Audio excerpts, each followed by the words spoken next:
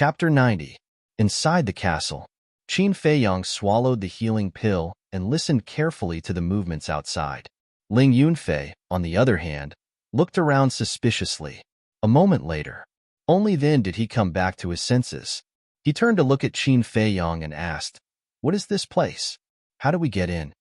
This reaction was exactly the same as when Qin Feiyang first entered the castle. Qin Feiyang's eyes flashed slightly and said, "You just need to know that it's safe to hide here. Don't ask anything else."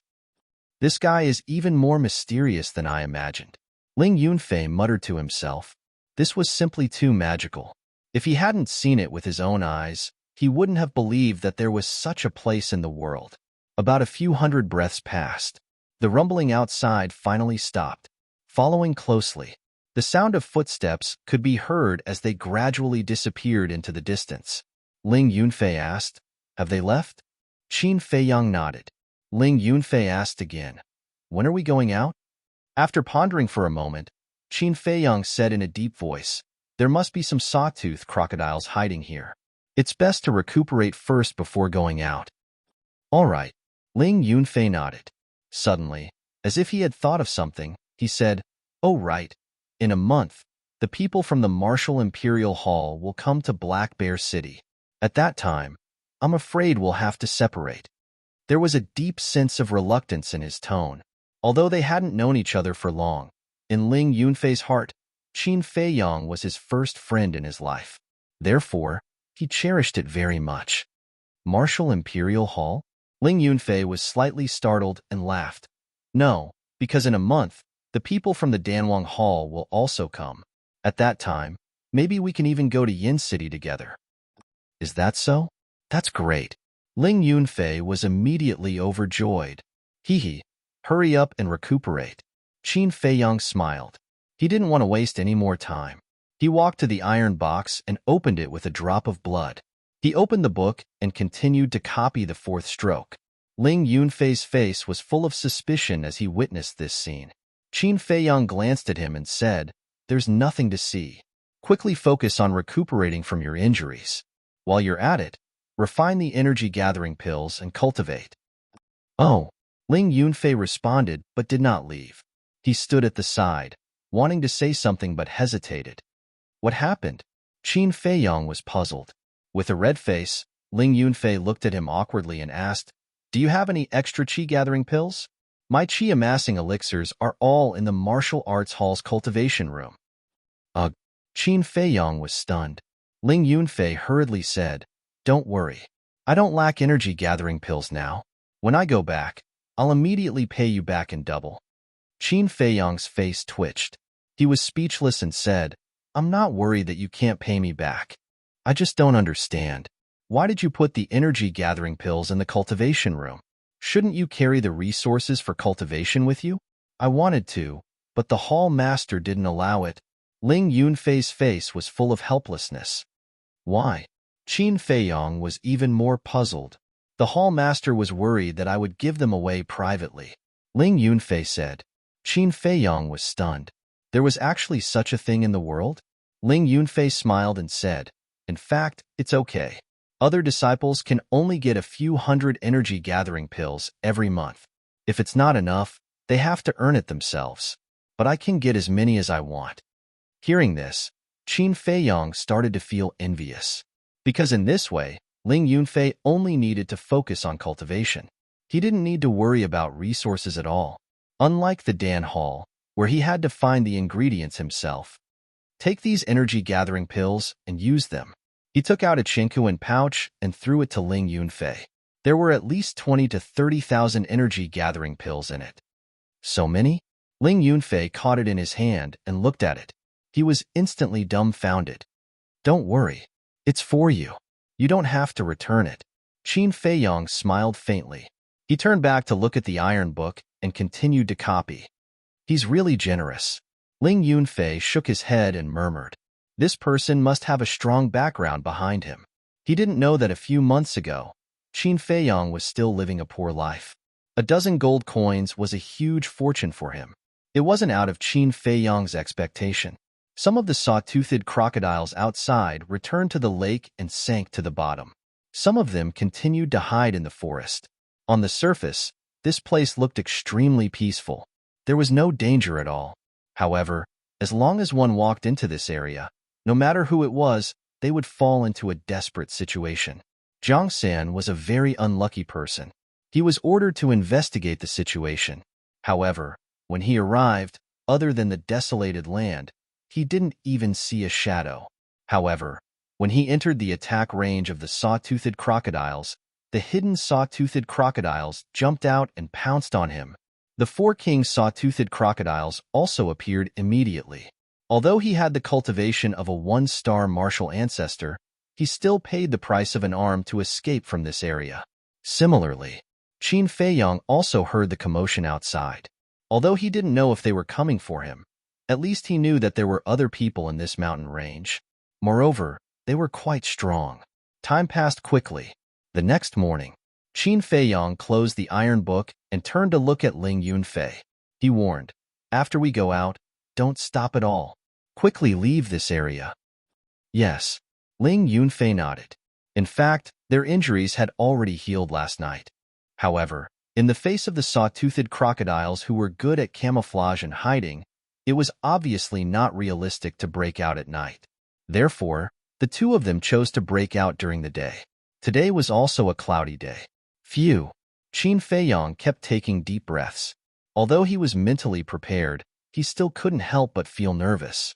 After a few breaths, he let out a long breath, grabbed Ling Yunfei, and instantly appeared outside. Whoosh! The two of them didn't stop at all. They used the smoke-gathering steps and the essence-gathering steps and rushed in the direction of Black Bear City.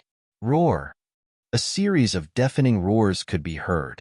The 4 king saw-toothed crocodiles appeared again, but on the left and right sides of Qin Feiyang. In front, there were only some ordinary saw-toothed crocodiles blocking the way. But even so, they still couldn't be careless, because the speed of the saw-toothed crocodiles was much faster than them. If they delayed a little, they would be caught up. Clang! Qin Feiyang took out the Chang Shui. Ling Yunfei used the heart-lock killing fist, and every move was fatal. The two of them seemed to have transformed into human-shaped Tyrannosaurus Rex.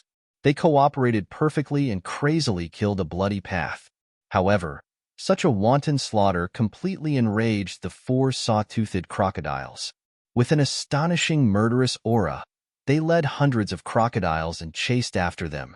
Wherever they passed, the mountains collapsed and the earth cracked, leaving behind a mess.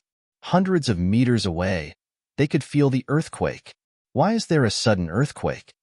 Could it be a beast tide? The people of the Jiang and Mu families were still looking for Qin Feiyang and Ling Yunfei nearby. When they heard the movement, they were very surprised. Let's go and take a look. The grand elder of the Jiang family waved his hand, and more than 20 people immediately ran over. It's the saw-toothed crocodiles. When he saw the crocodiles, Jiang Sen's face suddenly turned pale. Why are the saw-toothed crocodiles out in full force? Everyone was puzzled.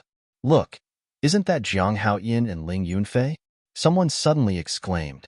The rest of the people looked over and immediately saw Qin Feiyang and Ling Yunfei in front of the crocodiles. It's really them.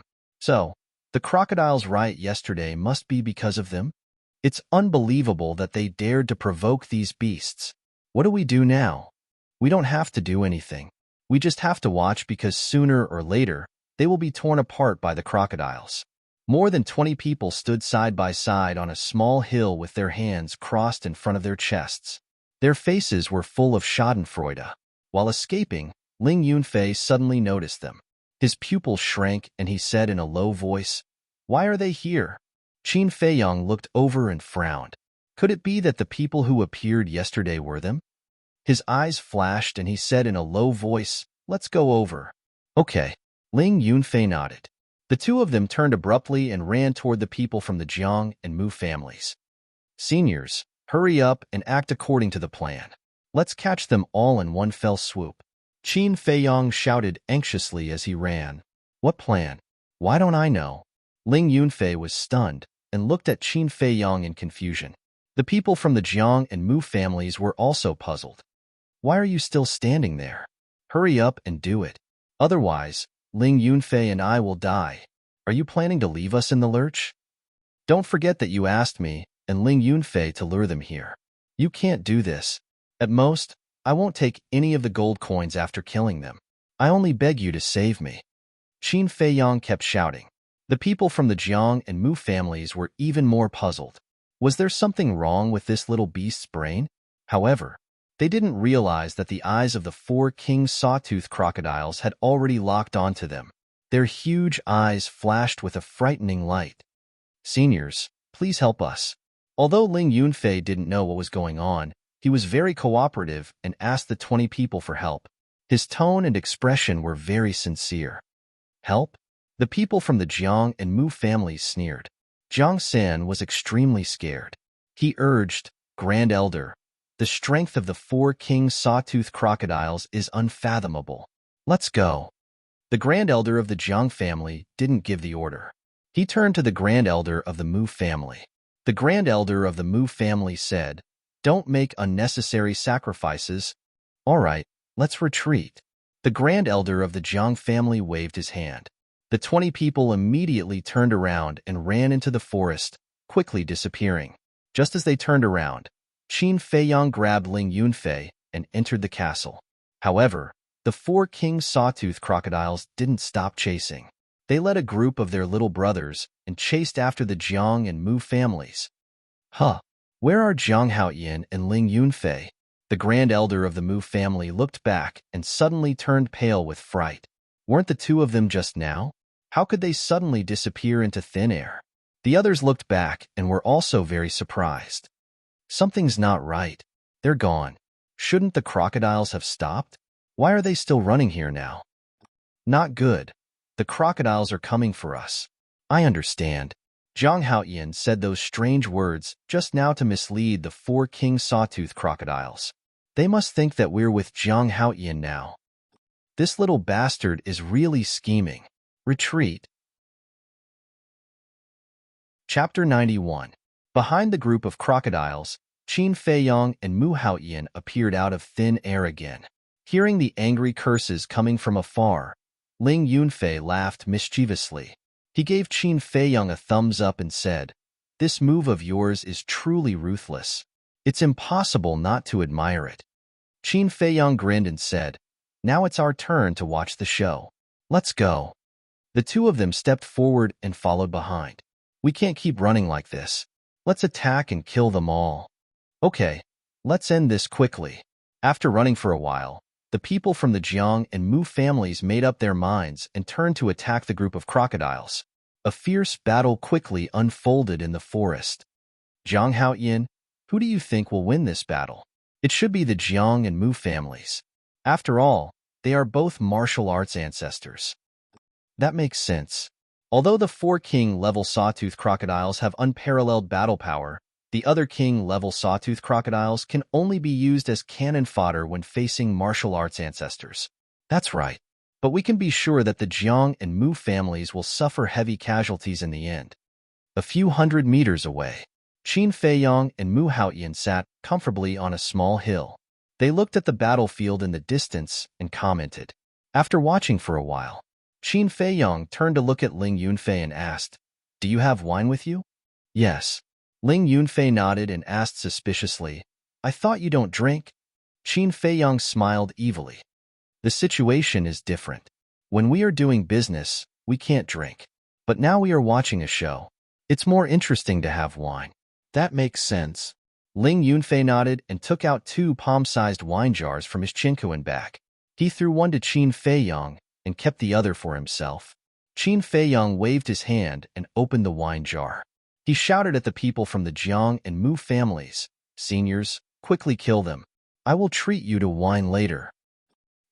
Ling Yunfei was stunned. Was he trying to make them angry? But it was quite interesting.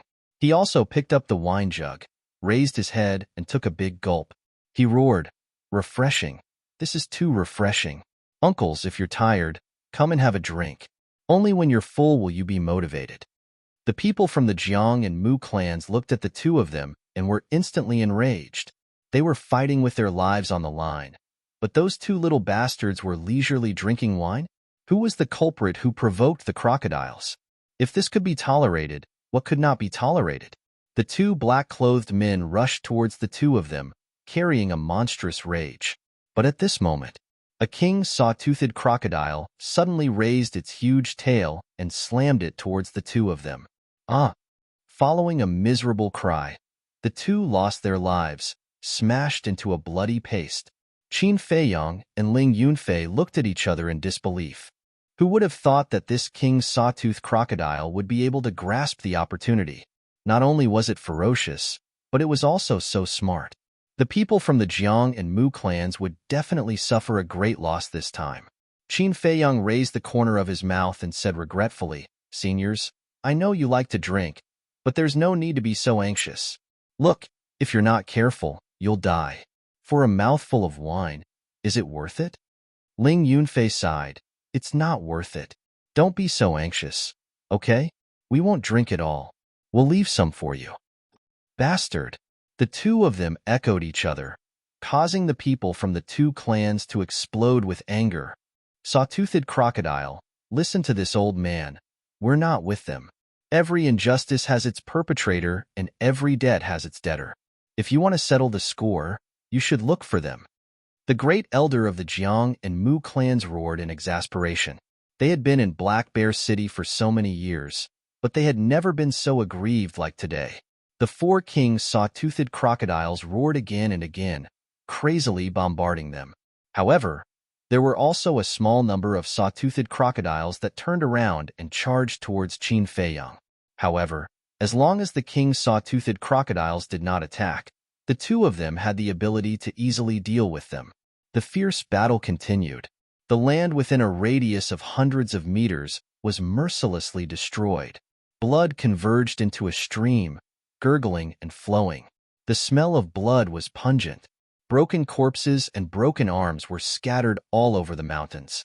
This place had become an Azura hell. A few hundred breaths passed. Of the hundreds of saw-toothed crocodiles, only a few dozen were left, and the others were covered in wounds, including the four king saw-toothed crocodiles. More than half of the people from the Jiang and Mu clans were injured or dead. But overall, the Jiang and Mu clans had the absolute advantage. Seeing this situation, Qin Feiyong turned to look at Ling Yunfei and said, "Let's go." And Ling Yunfei nodded. Roar! Two saw-toothed crocodiles pounced over. The two of them used the heartlock killing fist to quickly finish them off and were ready to turn around and leave. But at this moment, the four kings saw-toothed crocodiles roared at the same time, shaking the mountains and rivers. Roar! Following closely, another particularly loud beast roar suddenly exploded in the direction of the lake, shaking the sky, as if responding to the four king saw-toothed crocodiles. And, hearing the beast roar, Qin Feiyong and the Jiang and Mu clans were all surprised. Then, the earth trembled, making a loud bang. Could there be more saw-toothed crocodiles? Qin Feiyong and the Grand Elder looked at each other, and a trace of horror crept up in their eyes. Listening to this movement, if it was really a saw-toothed crocodile, it was probably more terrifying than the four king saw-toothed crocodiles. "Let's go and see," Qin Feiyong roared. The two of them sped towards the lake at full speed. Running to die? What a pair of ignorant little bastards. Seeing this, the Grand Elder of the Mu clan could not help but sneer. If it was really an existence more terrifying than the four king saw-toothed crocodiles, running there was simply courting death. "Don't worry about them.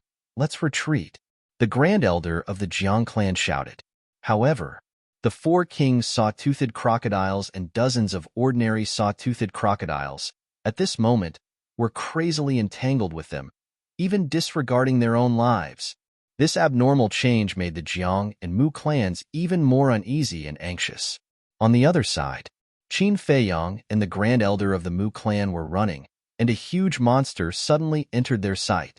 It was actually a saw-toothed crocodile, but its size was twice as big as the four king saw-toothed crocodiles. A short mountain of dozens of meters was actually blown away by it. Such a terrifying power was simply appalling. Without a doubt, this saw-toothed crocodile was the real king of the crocodile group. Qin Feiyong did not dare to hesitate at all, and led Ling Yunfei into the castle. The saw-toothed crocodile king was tyrannical and boundless, as if a peerless beast was born. No matter what was in front of it, it was trampled. After it left, Qin Feiyong and the Grand Elder of the Mu clan appeared again, and looking at the huge back, they could not help but feel their scalps tingle. Ling Yunfei swallowed his saliva and asked, "Do you want to go and take a look? If you want to die, go by yourself, don't drag me along." Qin Feiyong rolled his eyes. The saw-toothed crocodile king was definitely not to be trifled with. Moreover, after it finished off the Jiang and Mu clans, it would definitely come for them. So the most important thing now was not to watch the show, but to escape. But with the saw-toothed crocodile king in front of them, they had to change their route. Qin Feiyong pondered for a while and said, "Let's go back the way we came and follow the river back to Black Bear City. That's the only way," Ling Yunfei said helplessly. A moment later, the two of them came to the lake again. The saw-toothed crocodiles came out in full force, so now, this place was safer than any other place. They stood on top of a hill with their hands on their knees. They scanned the lake below and gasped for breath. The lake did not change, but the lake shore had been trampled beyond recognition by the crocodile group. On the left shore, there was a big pit more than 10 meters deep. If he guessed correctly, that big pit should be the place where the saw-toothed crocodile king was hiding. Fortunately, we didn't pass by that place in the beginning, otherwise, the consequences would be unimaginable. Ling Yunfei looked at the big pit and said with a lingering fear. Qin Feiyong let out a long breath, stood up straight and said, "Don't stay any longer. Let's go quickly." Although there was no saw-toothed crocodile, when he thought of the experience of the past few days, he couldn't wait to leave this place immediately. Actually, we shouldn't have taken a detour. Ling Yunfei was a little angry.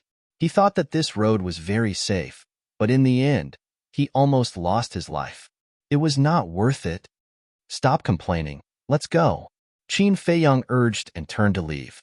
Ling Yunfei was about to follow, but suddenly, he seemed to have discovered something, and his gaze fell on the big pit again. In the big pit, there were some black things, but they were covered by the soil and were somewhat difficult to distinguish. Ling Yunfei's eyes had a trace of surprise and said, "Zhang Haoyin, look at what that is." Qin Feiyong was slightly stunned, turned around and walked to Ling Yunfei's side. Looking along, he couldn't tell what it was. "Let's go and take a look?" Ling Yunfei asked.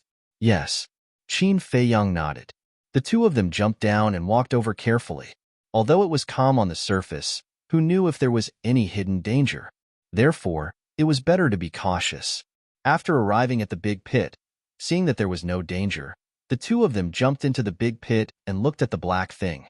It looked a little like iron, but their feeling told them that it was not iron. Qin Feiyong reached out and knocked hard, and it actually made a metal-like sound. Could it really be an unknown divine iron? If so, then this time, they had picked up a treasure. The two of them worked hard to dig the soil, and soon they were sweating profusely. But when the black thing was completely revealed, the two of them wanted to cry but had no tears. They even had an impulse to curse. This was not divine iron at all, but the old shell of the jagged-toothed crocodile king. "Bastard, I was happy for nothing."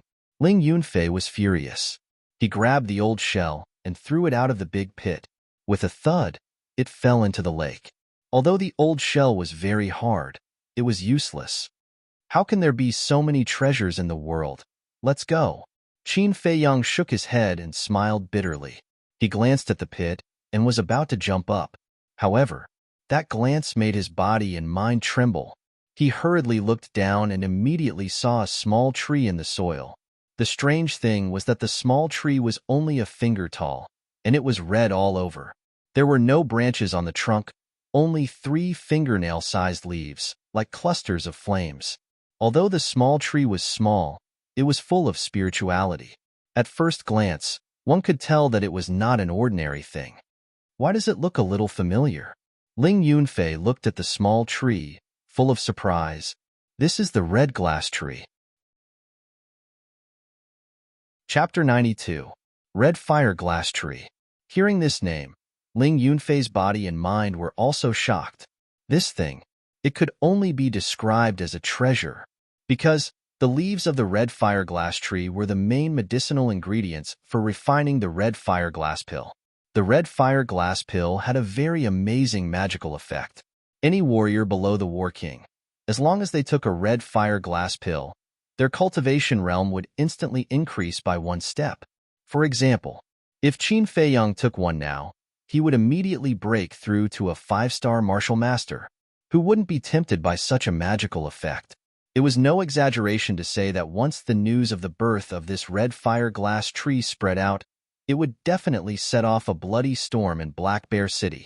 However, nothing could be perfect. Everyone could only take one red fire glass pill in their life.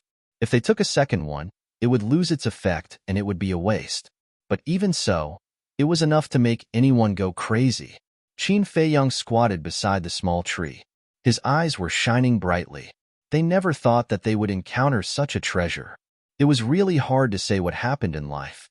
If it weren't for Ling Yunfei, who threw the old shell of the sawtooth crocodile king out in anger, they would definitely have brushed past this small tree. No one would have thought that such a treasure was hidden under this old shell. Roar! A loud and clear roar of a beast was heard. The sawtooth crocodile king was back? The two were surprised. Ling Yunfei hurriedly said, "Pull it out quickly, let's retreat." Qin Feiyang grabbed the trunk, uprooted it, and kept it in his Qinkuan bag. Immediately, the two jumped out of the pit and ran towards the forest without looking back. Bang! Accompanied by a series of rumbling sounds, the sawtooth crocodile king returned with the 4 king sawtooth crocodiles. But when it returned to the pit, it found that the red fire glass tree did not fall. It immediately flew into a rage and roared. Hearing the roar, Qin Feiyang was so scared that they broke out in cold sweat. They were afraid that the sawtooth crocodile king would chase after them, so they fled for their lives. The two of them didn't stop until they reached the river. Without a care for his image, he sat down on the ground, sweating profusely and panting like a cow. "Do you think the people from the Jiang and Mu families are all dead?" Ling Yunfei asked. "Is there even a need to ask? Not a single one will be left." Qin Feiyang said, "Although we were ambushed, it was worth it to get a red fire glass tree." Ling Yunfei laughed. "Indeed." Qin Feiyang nodded with a smile on his face. In the end, the person they should thank was the city lord. If he hadn't schemed to harm them, how could they have obtained this treasure? As the saying goes, one should know how to repay kindness. In the future, he would surely repay this person properly. Who? Ling Yunfei let out a long sigh. He moved closer to Qin Feiyang and asked, "When we go back, who do you plan to ask to help you refine the red fire glass pill?" Qin Feiyang was stunned and said speechlessly, "I know how to refine pills myself. Why do I need other people's help? Moreover, do you think that other people will help you for free?" Naive. If he really asked other people to help him, he would definitely get a share. It wasn't worth it. "You?" Ling Yunfei looked at him with a doubtful face. Obviously, he didn't believe that Qin Feiyang could refine pills. "What's wrong with me?" Qin Feiyang was puzzled. Ling Yunfei said with disdain, "You've only been in the pill hall for a month. I guess you can't even refine the body-tempering pill, let alone the red fire glass pill. Don't waste the leaves of the red fire glass tree." Qin Feiyang's face twitched. So in this guy's eyes, he was so unbearable. Fine. He didn't want to talk nonsense. He would use his actions to prove it. Ling Yunfei laughed and said, "Don't be angry, brother. I'm just stating facts." "All right, I have something to ask you." "What?" Qin Feiyang said. Ling Yunfei asked curiously, "Who refined the supreme grade pills that Fatso sold last time?" "I don't know." Qin Feiyang shook his head. Ling Yunfei said, "You really don't know? Or are you just pretending?" Qin Feiyang rolled his eyes and said, "Then if I tell you that I refined them, would you believe me?" "I'd be a fool if I believed you." Ling Yunfei rolled his eyes. He had never seen such a narcissistic person. He stood up and said, "I haven't gone back for a few days. Mother must be worried about me. Let's go back." "I don't plan to go back." Qin Feiyang shook his head and said, "Don't want to go back? Then where are you going?" Ling Yunfei was stunned and looked at him doubtfully. "If we go back now, when the city lord finds out that we're not dead, he will definitely find ways to deal with us. Instead of suffering this, it's better to hide and meditate for a month. When the people from the Danwang Hall come, we can go back, Qin Feiyang said. He didn't have so much time to waste on insignificant people. It seems to make sense, but if I don't go back, my mother… Ling Yunfei hesitated for a moment, gritted his teeth and said, forget it. When we go back, we'll slowly apologize to her. Next, the two hid in the castle and began to meditate. The Serpentine Crocodile King was still in the mountains, causing chaos in the area of thousands of meters. Anyone who hunted in the vicinity would suffer an unexpected calamity. Finally, it couldn't find the thief who stole the red glass tree. It had no choice but to give up and return to its nest. Late at night, two one-armed old men covered in blood and scars appeared outside the gate of Black Bear City. They were the grand elders of the Mu clan and the Jiang clan. Out of more than 20 people, only the two of them escaped. The others all died under the Serpentine Crocodile King. Although they were lucky enough to escape, they lost an arm. This time, they were ordered to go into the mountains to kill Qin Feiyang. It could be said that the Jiang and Mu clans suffered a double loss. The appearance of the two didn't cause any commotion. The two guards guarding the city led them to the city lord's mansion. Seeing the two's miserable state, the city lord was shocked, but he was most concerned about Qin Feiyang's life. The two also vowed that Qin Feiyang and Ling Yunfei were dead, because at that time, they saw with their own eyes that Qin Feiyang ran in the direction of the Serpentine Crocodile King. After that, they didn't see the two again. It was enough to say that the two were eaten alive by the Serpentine Crocodile King. Although he didn't see the bodies, the city lord was convinced. Because the two's strength was not bad, it was impossible for them to fail, and he firmly believed that the two dared not lie in front of him. The next day, a notice appeared at the 4 city gates. The content was that the real culprit who massacred the Ling clan had been executed and died in prison. It asked everyone to stop talking about this matter. However, it didn't announce who the real culprit was. As for what the real culprit looked like, no one knew. Some people who doubted it only dared to talk about it in private. But once the notice was out, the matter of the Ling clan being massacred was finally settled. Black Bear City also gradually calmed down, but it was only on the surface. In the dark, all the clans were fighting in full swing, but the fights between the clans happened every day. As long as it didn't cause too much of a commotion, no one would care. Time passed day by day. After not seeing Qin Feiyang and Ling Yunfei for a long time, Luo Xiong and the martial arts hall master started to feel uneasy. On this day, the martial arts hall master came to the pill hall personally to discuss countermeasures with Luo Xiong. After eliminating all possibilities, the two of them personally led people to search the entire city. After searching the city, they went outside the city. But in the end, the two forces turned the area upside down and still couldn't find Qin Feiyang and Ling Yunfei. This time, Luo Xiong and the martial arts hall master couldn't help but suspect that the two of them might have died somewhere. They might even have been killed by a traitor, but without any evidence, they didn't dare to ask anyone. They could only send people to investigate openly and secretly, hoping to find some clues. But until the people from the martial arts hall and the Danwang Hall came to Black Bear City, there was still no news. In the pill hall's guest hall, Luo Xiong was supposed to be sitting on the main seat at the top. But now, a purple-clothed youth was sitting there. He was about 25 or 26 years old. His figure was tall and straight. He was elegant and gentle. There was also an amiable smile on his extraordinarily handsome face. This person was from the Danwang Hall. He was in charge of the assessment this time, but now, only Elder Mo was attending to him. Luo Xiong and Feng Cheng were nowhere to be seen. A moment later, the purple-clothed youth put down his teacup and turned to look at Elder Mo. He asked with a smile, Elder Mo, it's been an hour. Why isn't Hall Master Luo here yet? If he's busy, we might as well not disturb him. Just go and get the name list and give it to me. Elder Mo hesitated for a moment and asked, should I go and take a look? That's good too. Go and come back quickly. The purple-clothed youth nodded and smiled. Elder Mo got up and quickly went to Luo Xiong's courtyard. Without knocking, he barged in. Luo Xiong and Feng Cheng were sitting on the stone bench in the courtyard. Their faces were gloomy and they were silent. The atmosphere here was especially heavy. Elder Imo strode over and frowned. What are you still sitting here for? That Lin Shun is about to lose his patience. And the name list for tomorrow's assessment, have you decided? Feng Cheng said angrily, we haven't even found Zhang Haoyin. What name list is there? If we can't find Zhang Haoyin in this lifetime, are we going to drag it out like this forever? I admit that Zhang Haoyin's talent in alchemy is unparalleled.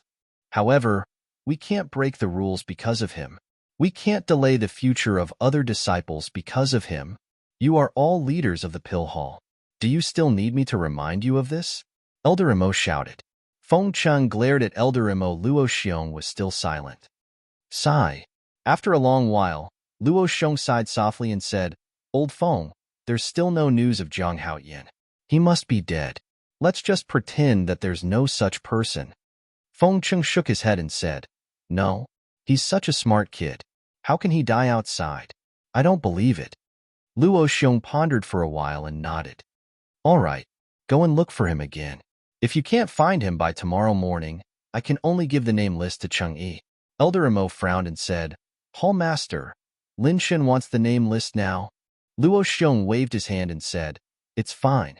I'll go and talk to him. I'll give him the name list tomorrow. I believe he'll still give us this face. Old Imo, you go with Old Feng. Yes. Elder Imo nodded. Luo Xiong stood up and walked out of the courtyard. He walked towards the guest hall in big strides. He was frowning along the way. Bastard kid, when I find you, I'll skin you alive. In the courtyard. Chapter 93.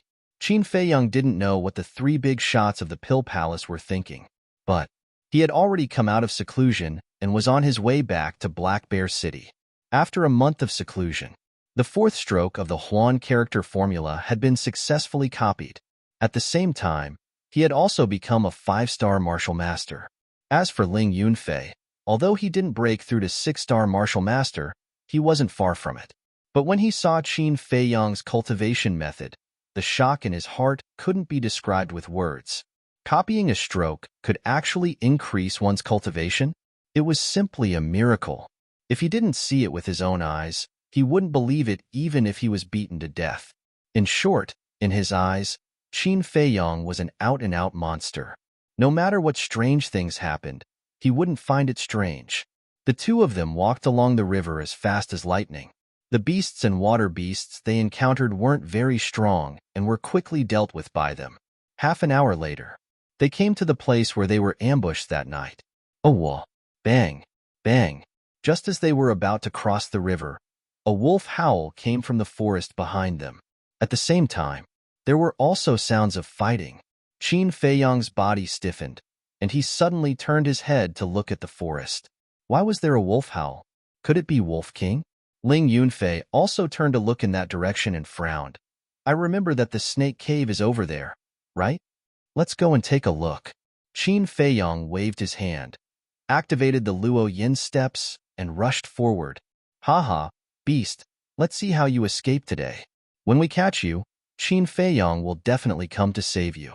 At that time, we will set a trap and catch all of you in one fell swoop. After a while, two loud laughter came from the depths of the forest. The sound of fighting also stopped abruptly. It was enough to show that the battle was over. But when Qin Feiyang heard this, his body suddenly trembled. It was indeed Wolf King, and listening to these words, its current situation was very bad. No matter who you are, you will all die today.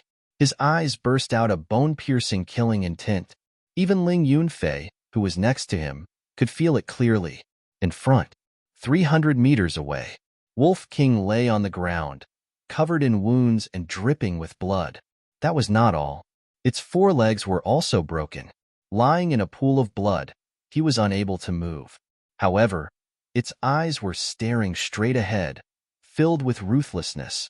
There were two young men in luxurious robes. One of them was Mu Fei. The two of them looked at Wolf King and laughed heartily. The other person was holding a wooden stick that was as thick as an arm. The wooden stick was also covered in blood. Obviously, Wolf King's forelegs were broken by this person with this wooden stick. Mu Fei picked up a thick branch and poked Wolf King. Seeing that he was motionless, he immediately gave him a thumbs up and complimented him. "Big brother, you are really amazing. You got rid of this beast so quickly." Muyang raised his head and said proudly, "Isn't that obvious? I, your big brother, am a 6-star martial master. Isn't it easy to deal with a wolf cub?" "Yes, yes, yes, with your ability, not to mention this beast. Even if Qin Feiyang sees you, he will definitely be scared to the point of peeing his pants on the spot." Mu Fei nodded again and again. Muyang laughed and said, "Big brother likes to hear this. We brothers are lucky today. It's rare for us to come out, but we encountered it. When we bring it back, father will definitely be very happy." "Of course, but we can't give this beast to the city lord, because he will take our credit. We will directly hand it over to Master Lin Liang. In this way, our Mu family can be considered to have a relationship with Yin City's Lin family. At that time, we will have a meteoric rise." Mu Fei said. "That makes sense." Mu Yang nodded, patted Mu Fei's head and laughed. "I didn't expect your brain to work so well." Mu Fei rubbed his head and laughed. Suddenly, his gaze turned cold. He looked at Wolf King and said, "Big brother, last time I suffered a big loss at the hands of Qin Feiyang and this beast. Can you let me teach it a lesson first?" Mu Yang said, "Up to you, as long as you don't kill it." Mu Fei was overjoyed. He glanced around and picked up a branch as thick as a thumb. "Pa!" He waved his hand and whipped Wolf King's body. "Wolf Cub, weren't you very arrogant last time? Not only did you steal the blissful flower, you also robbed me of all the gold coins. If you have the ability, stand up now and meet up with this young master. Hurry up, what are you still lying there for? Come on, you damned beast." He cursed while cursing. At the same time, he crazily whipped Wolf King. This scene was just seen by Qin Feiyang, who had rushed over. Suddenly, his anger was monstrous, and his killing intent soared to the sky. Without a word, the true qi in his palm surged towards the two of them. Zhang Haoyin, Ling Yunfei, hearing the commotion, Mu Fei and Mu Yang turned around, and their expressions suddenly changed. Didn't they say that the two of them had been killed? Why did they suddenly appear here now? To hell with it? Mu Fei hurriedly threw away the branch and hid behind Mu Yang. Even if he's not dead, he's just a 4-star martial master. What's there to be afraid of? Mu Yang glared at Mu Fei and calmed himself down. He turned to look at Qin Feiyang and sneered. "To be able to escape from the Sawtooth Crocodile King, I have to say that you're really lucky." Qin Feiyang turned a deaf ear, and his face was extremely cold. Seeing this, Mu Yang's eyes also surged with a strong killing intent. Since they were not dead, he might as well finish them off here. Reckless Ox Fist. He threw away the wooden stick in his hand and took a step towards Qin Feiyang. As he approached, his true qi gushed out and he threw a punch. Wind Thunder Palm. Qin Feiyang let out a low roar. His arm shot out explosively and slapped towards Mu Yang's fist. Bang! After the first exchange, both of them retreated. 6-star martial master. Qin Feiyang's pupils contracted. Mu Yang had only used a superior martial technique, Reckless Ox Fist. Mu Yang's Wind Thunder Palm was a perfect martial technique. In addition to his cultivation as a 5-star martial master, his palm had the strength of 9 barbarian elephants. However, Mu Yang was able to tie with him. This was enough to prove that he was a 6-star martial master. Compared to Qin Feiyang, Mu Yang was even more shocked. After stabilizing his body, he stared at Qin Feiyang and said in a low voice, "What's your cultivation? You only need to know that it's enough to kill you." Qin Feiyang smiled coldly. His killing intent was bone-chilling. Bang! He took a step forward, and the ground shook. When he took another step, his speed suddenly skyrocketed. Shifting smoke steps. His current speed was 4 times faster than before. Even if Mu Yang's strength was on par with his, he was confident that he could kill him in a second. What a fast speed. Mu Fei, take that wolf and run. Mu Yang's face changed greatly. He roared at Mu Fei and threw a punch at Qin Feiyang with all his strength. At the same time, Mu Fei quivered and turned to run toward Wolf King. Qin Feiyang shouted, "Ling Yunfei, stop him!" However, Ling Yunfei acted as if he didn't hear anything. He looked at Wolf King and Qin Feiyang in surprise. He cared so much about that wolf? Could it be that Jiang Haoyin was Qin Feiyang? Damn it! Qin Feiyang cursed and roared. White-eyed wolf, stand up if you don't want to die. At the same time as he roared, he used the shifting smoke steps and dodged Mu Yang's punch. He took out the Chang Shui and stabbed Mu Yang's right leg. Blood suddenly spurted out. Ah! Mu Yang knelt on the ground on the spot and screamed. At the same time, Mu Fei stretched out his hand and grabbed Wolf King's tail. This pain, this injury, it's nothing. I can't let little Qinzi look down on me. Wolf King roared in his heart and suddenly got up. Where the limbs were broken, the bone spurs instantly tore through the flesh and blood, piercing through the fur. Blood spurted out. The pain almost suffocated him, and he almost fainted. But he didn't fall. There was no scream. It suddenly turned around and pounced on Mu Fei, biting off Mu Fei's throat in one bite. Bang bang. Then one man and one wolf both rolled on the ground. Mu Fei died on the spot with his eyes wide open. Wolf King's consciousness was also swallowed by the darkness. Seeing this, Qin Feiyang took out the Chang Shui and hurriedly ran toward Wolf King. Mu Yang took the opportunity to escape toward Black Bear City without looking back. Ling Yunfei next to him was still indifferent. Looking at the man and the wolf, his face was full of disbelief. After Qin Feiyang came to Wolf King's side, he took out a large number of healing pills and bone-replenishing pills and stuffed them all into Wolf King's mouth. White-eyed wolf, please don't let anything happen to you. He was burning with anxiety. Looking at the dying Wolf King, his eyes were filled with tears, blurring his vision. Don't worry, your brother Wolf is bigger than Daifuku. I won't die. Wolf King grinned and fainted on the spot, unconscious. Qin Feiyang was shocked. He hurriedly stretched out his finger and put it in front of Wolf King's nostrils. It was breathing. He was still worried. His hand was gently placed on Wolf King's lower abdomen. There was a heartbeat. Phew. At this time, Qin Feiyang heaved a sigh of relief. With a wave of his hand, he kept Wolf King into the castle. He got up and glanced at Ling Yunfei, walked to the wooden stick, bent down, grabbed it, and chased after Mu Yang.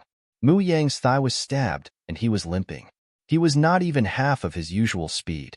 Therefore, in less than 10 breaths, Qin Feiyang caught up. Bastard! How dare you bully White-Eyed Wolf? I'll cripple you. With a furious roar, he swung his staff at Yizichen. Crack! Mu Yang's left leg was broken on the spot. He fell to the ground and ate a mouthful of mud. I'll treat you the same way you treated Wolf King. No, I'll pay you back double. Qin Feiyang walked up. His whole body was overflowing with hostility. He swung the stick again and broke Mu Yang's other leg. Ah! Mu Yang screamed. The severe pain had already distorted his facial features. Do you know pain now? Qin Feiyang waved his arm and the wooden stick fell, breaking Mu Yang's left hand again. Just kill me. Mu Yang roared hysterically. Kill you? How can it be so easy? I want you to taste the feeling of living a life worse than death. Qin Feiyang was seething with anger. When he thought of Wolf King's miserable state, he wished he could pierce through the sky. Crack! The stick fell and Mu Yang's right hand was also broken. At this moment, he was completely desperate. The person in front of him was a devil. He would never let him go. Qin Feiyang squatted on the ground, opened his mouth, revealing a mouthful of white teeth, and asked with a smile, "Where should I hit next? Can you give me a suggestion?" Looking at Qin Feiyang's expression, Mu Yang suddenly couldn't help but feel cold all over. Chapter 94. After torturing him for so long, it's time for you to vent your anger. Just give him a quick death. Ling Yunfei walked over and persuaded. Does it have anything to do with you? Qin Feiyang asked without turning his head. It has nothing to do with you. Ling Yunfei shook his head. Since it has nothing to do with you, then don't bother. Qin Feiyang said in a deep voice. He stood up and swung the wooden club at Mu Yang's head. But at this moment, Ling Yunfei grabbed Qin Feiyang's wrist. What do you want to do? Qin Feiyang abruptly turned his head and looked at Ling Yunfei. A cold light flickered in his eyes. He humiliated me before. I want to kill him with my own hands, Ling Yunfei said. He patted his Chinkuan bag and a dagger appeared. He grabbed the dagger and turned around. With a wave of his hand, he slit Mu Yang's throat. You! Mu Yang's eyes widened in anger. He seemed to want to say something, but before he could say anything, he fell to the ground and died. How satisfying! Ling Yunfei smiled and wiped the blood off the dagger. He turned around and looked at Qin Feiyang. Just as he turned around, Qin Feiyang grabbed his clothes and said sternly, "Do you think I'm a fool? If you think you can soar to the sky after entering the martial arts hall, then let me tell you, you are gravely mistaken." Ling Yunfei said, "I think you misunderstood. I really don't mean anything else." Qin Feiyang sneered, "Is that so? Then why didn't you do anything when I asked you to stop Mu Fei? If this is the so-called killing sword, what's the use of it?" Ling Yunfei's body trembled. An inexplicable panic rose in his heart. He stammered, "At that time, I was thinking." Qin Feiyang said, "Thinking if I'm Qin Feiyang?" Ling Yunfei nodded. Qin Feiyang pursed his lips in ridicule and said, "Then I'll tell you right now. I'm Qin Feiyang. Zhang Haoyan is Qin Feiyang." In the distance, a cry of surprise sounded.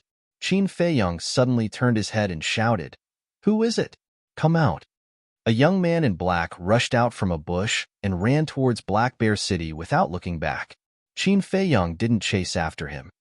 He let go of Ling Yunfei and said expressionlessly, "Now prove to me whether you are a sword or not."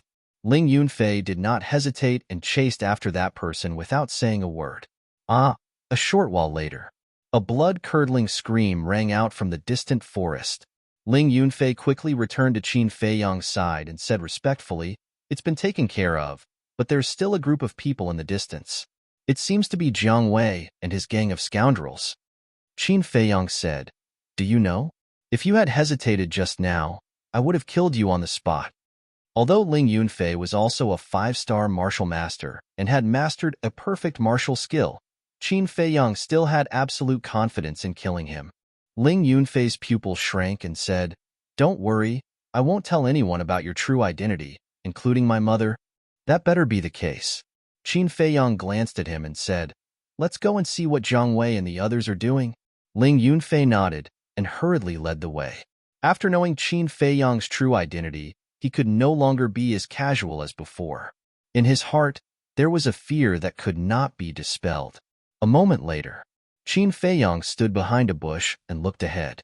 A few hundred meters away, a group of people was rushing over. It was indeed Jiang Wei.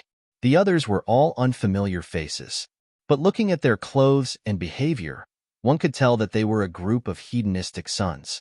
Ling Yunfei explained, "Apart from Jiang Wei, the rest are also disciples of small families in Black Bear City. Do you want to kill them?" Jiang Wei. Qin Feiyang's eyes flickered as he shook his head and said, "In the past, Luo Qingzhu and her mother helped me many times in Iron Ox Town. As long as Jiang Wei doesn't provoke me again, don't touch him." "So, they also know your true identity?" Ling Yunfei was surprised. "Don't worry, they are more reliable than you," Qin Feiyang said indifferently. Ling Yunfei had a bitter smile on his face. He was obviously mocking him. Ghost. When Jiang Wei and his group ran over and saw Qin Feiyang, they were immediately scared and fled in panic. Qin Feiyang raised his eyebrows. Mu Fei and Jiang Wei were like this before, and now Jiang Wei and his group were like this too. Could it be that after not returning for a month, everyone thought that he and Ling Feiyang were dead? No. At first, Mu Yang seemed to have mentioned the Sawtooth Crocodile King. The people who knew about the Sawtooth Crocodile King, apart from him and Ling Yunfei, were only the 20 people from the Jiang and Mu families. Thinking of this, Qin Feiyang's eyes flashed and said, "Go and capture Jiang Wei." Finished. Ling Yunfei was like a cheetah, rushing out explosively. In a few breaths, he grabbed Jiang Wei and returned to Qin Feiyang. "Behave yourself," he shouted coldly and threw Jiang Wei at Qin Feiyang's feet. Jiang Wei immediately got up and went to Qin Feiyang. He smiled and said, "Brother Haoyan, long time no see. How have you been?" Qin Feiyang quickly took 2 steps back, goosebumps all over his body. He said, Answer me a few questions and I will let you go. Jiang Wei said unhappily. What are you talking about? You are my brother. Not to mention a few questions. Even dozens or hundreds of questions are not a problem. Qin Feiyang's face twitched and said, You came here in groups? What do you want to do? This. Jiang Wei's face changed and hesitated. Qin Feiyang raised his eyebrows and said, Ling Yunfei, drag him and bury him. Remember, bury him alive. Jiang Wei's face turned white and hurriedly said, I'll talk. It's because of Mu Fei.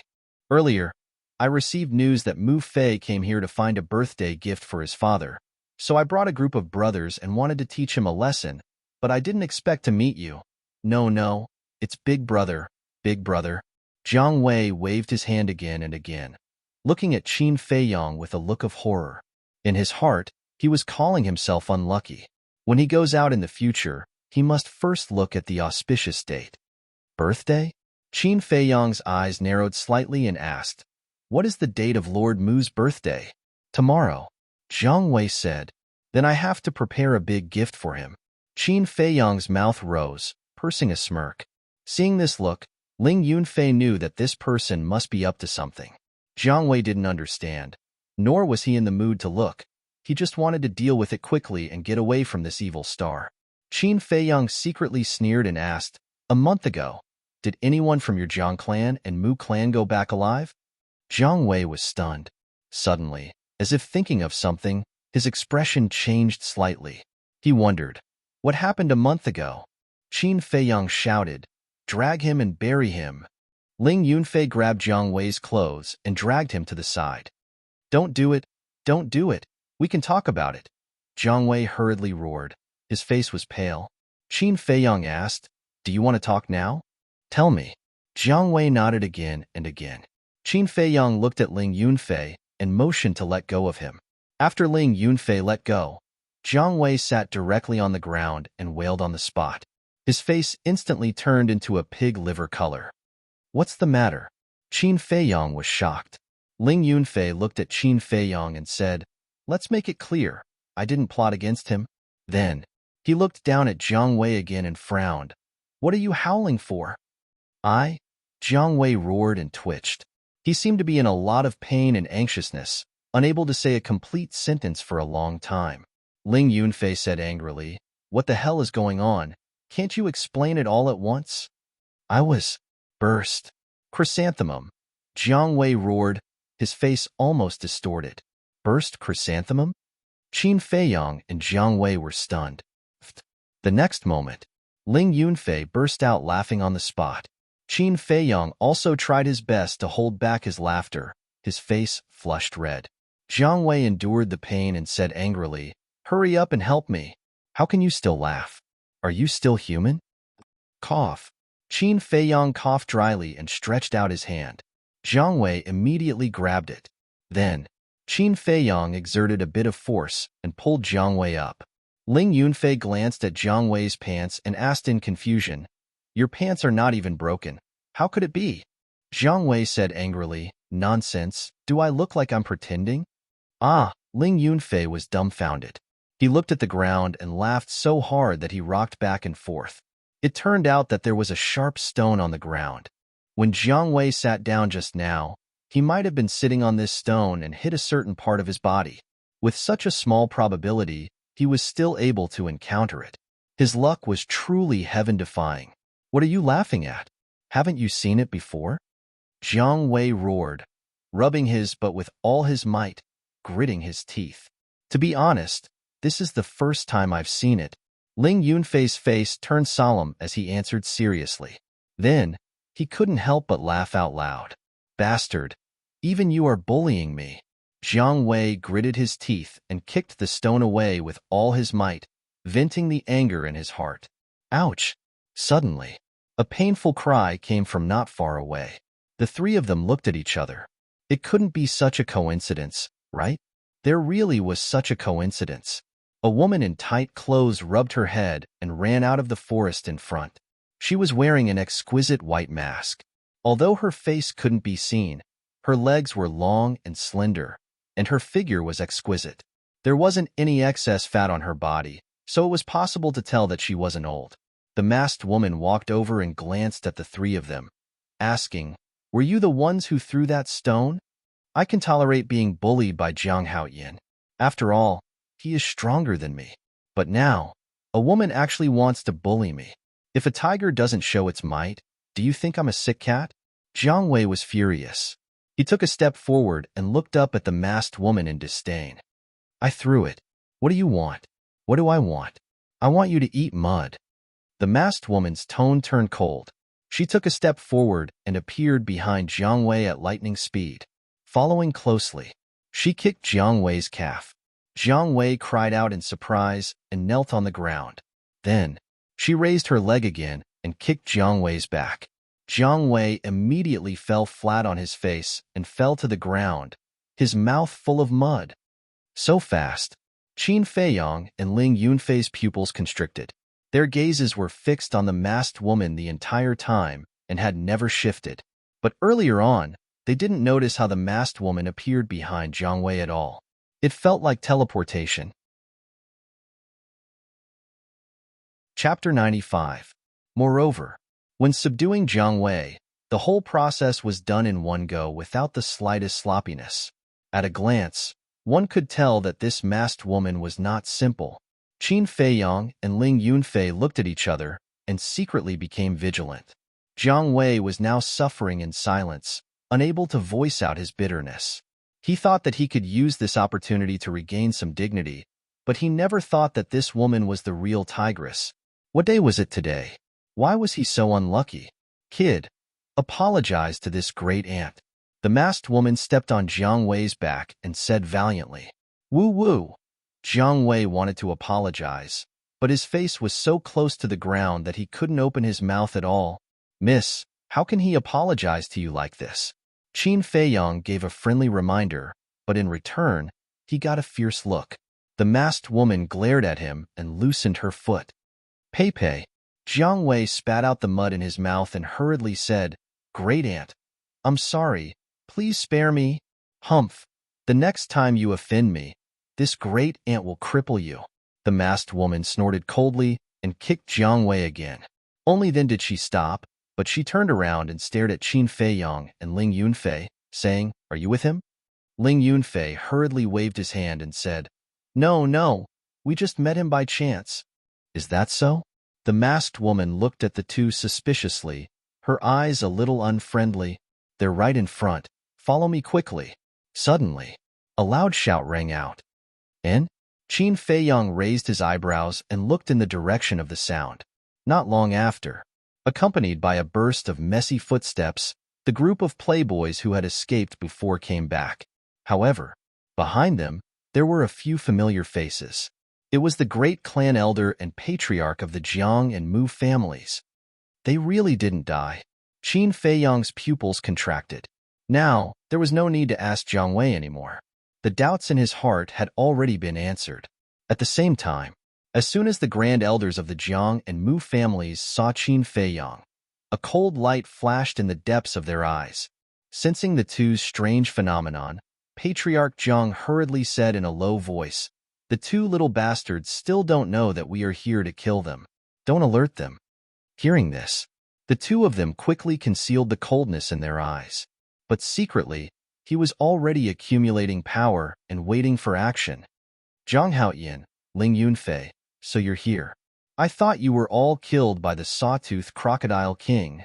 Those who survive a great disaster are destined for good fortune. Hurry up and come back with us. Everyone is very worried about you." The four of them laughed as they walked towards Qin Feiyang and the other man. Qin Feiyang was taken aback. Since when did the Jiang and Mu families treat him so kindly? Something was wrong.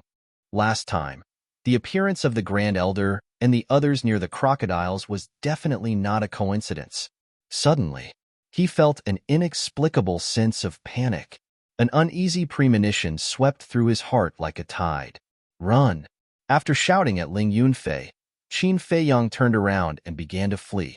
Ling Yunfei was stunned for a moment and instantly understood Qin Feiyang's meaning. He hurriedly turned around and followed behind Qin Feiyang, fleeing into the depths of the forest without looking back. "We've been discovered?" The patriarch and grand elder of the Jiang and Mu family's eyes suddenly sank. Why are you running? We won't hurt you. I admit that we used to have some conflicts with you, but now we've thought it through. It's better to squash enmity than keep it alive. Yeah, more friends, more paths. The four of them hurriedly chased after them, constantly explaining and comforting. Boss Jiang, are you all right? A group of profligate disciples surrounded Jiang Wei. When they saw him covered in dirt, they were all bewildered. Jiang Wei Ao said, I'm the invincible little overlord of Black Bear City. How could something happen to me? The ones who are in trouble now are Zhang Haoyin and Ling Yunfei. These two bastards should be cut into pieces. Then who's she? The group of people looked at the masked woman with suspicion in their eyes. Jiang Wei's pupils suddenly shrank, and he said in a low voice, Don't provoke her. She's a tigress. The masked woman looked at him unkindly. That, great aunt, don't misunderstand. I'm not talking about you. Jiang Wei hurriedly waved his hand and explained while retreating. Large beads of sweat appeared on his forehead. He was extremely nervous. But the masked woman didn't flip out. She raised her head and looked at the direction where Qin Feiyang and the others disappeared. With a trace of doubt, she turned around and walked towards Black Bear City. Strange. Who is this woman? Why haven't I seen her in Black Bear City? But looking at her back, she seems a little familiar. Jiang Wei looked at the masked woman's back, his eyes filled with doubt. The masked woman pondered as she walked out of the forest. Black Bear City immediately came into her sight. She stopped and raised her head to look at the city in front of her. Her face under the mask was full of smiles. Grandfather, I'm back. How are you? After muttering to herself, she quickly ran into Black Bear City and went straight to the Pill Hall. The Pill Hall is an important place. Do not trespass. However, she was stopped by the two deacon elders of the Pill Hall on the way. The masked woman politely bowed to the two elders, cupped her hands and said, Elders, this junior would like to see Elder Feng Cheng and Elder Feng. Would you please inform them? See Elder Feng? The two of them were stunned. One of them asked, Are you very close to Elder Feng? Aye. The masked woman swallowed her words back. Her beautiful eyes flashed with a trace of slyness. She shook her head and said, Not very close. The deacon elder said, Since you're not close, then come back at night. Because Elder Feng is not in the Pill Hall now. Not in the Pill Hall? Then where is he? The masked woman was slightly stunned and asked, We don't know either. But he will definitely come back at night. You can go somewhere else first. The two deacon elders said. Their attitude was still quite friendly. Then, sorry to disturb you.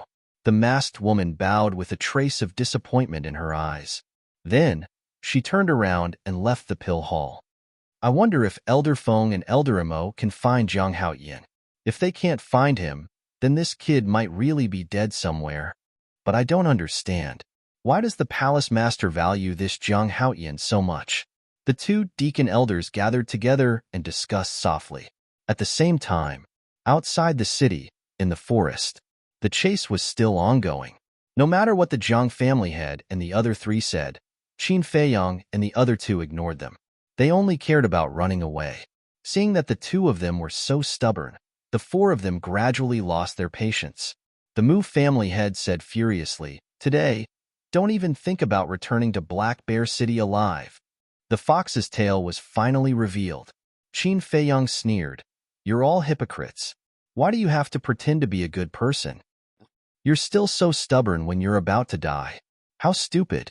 What you should do now is not to run away, but to kneel down and beg for mercy.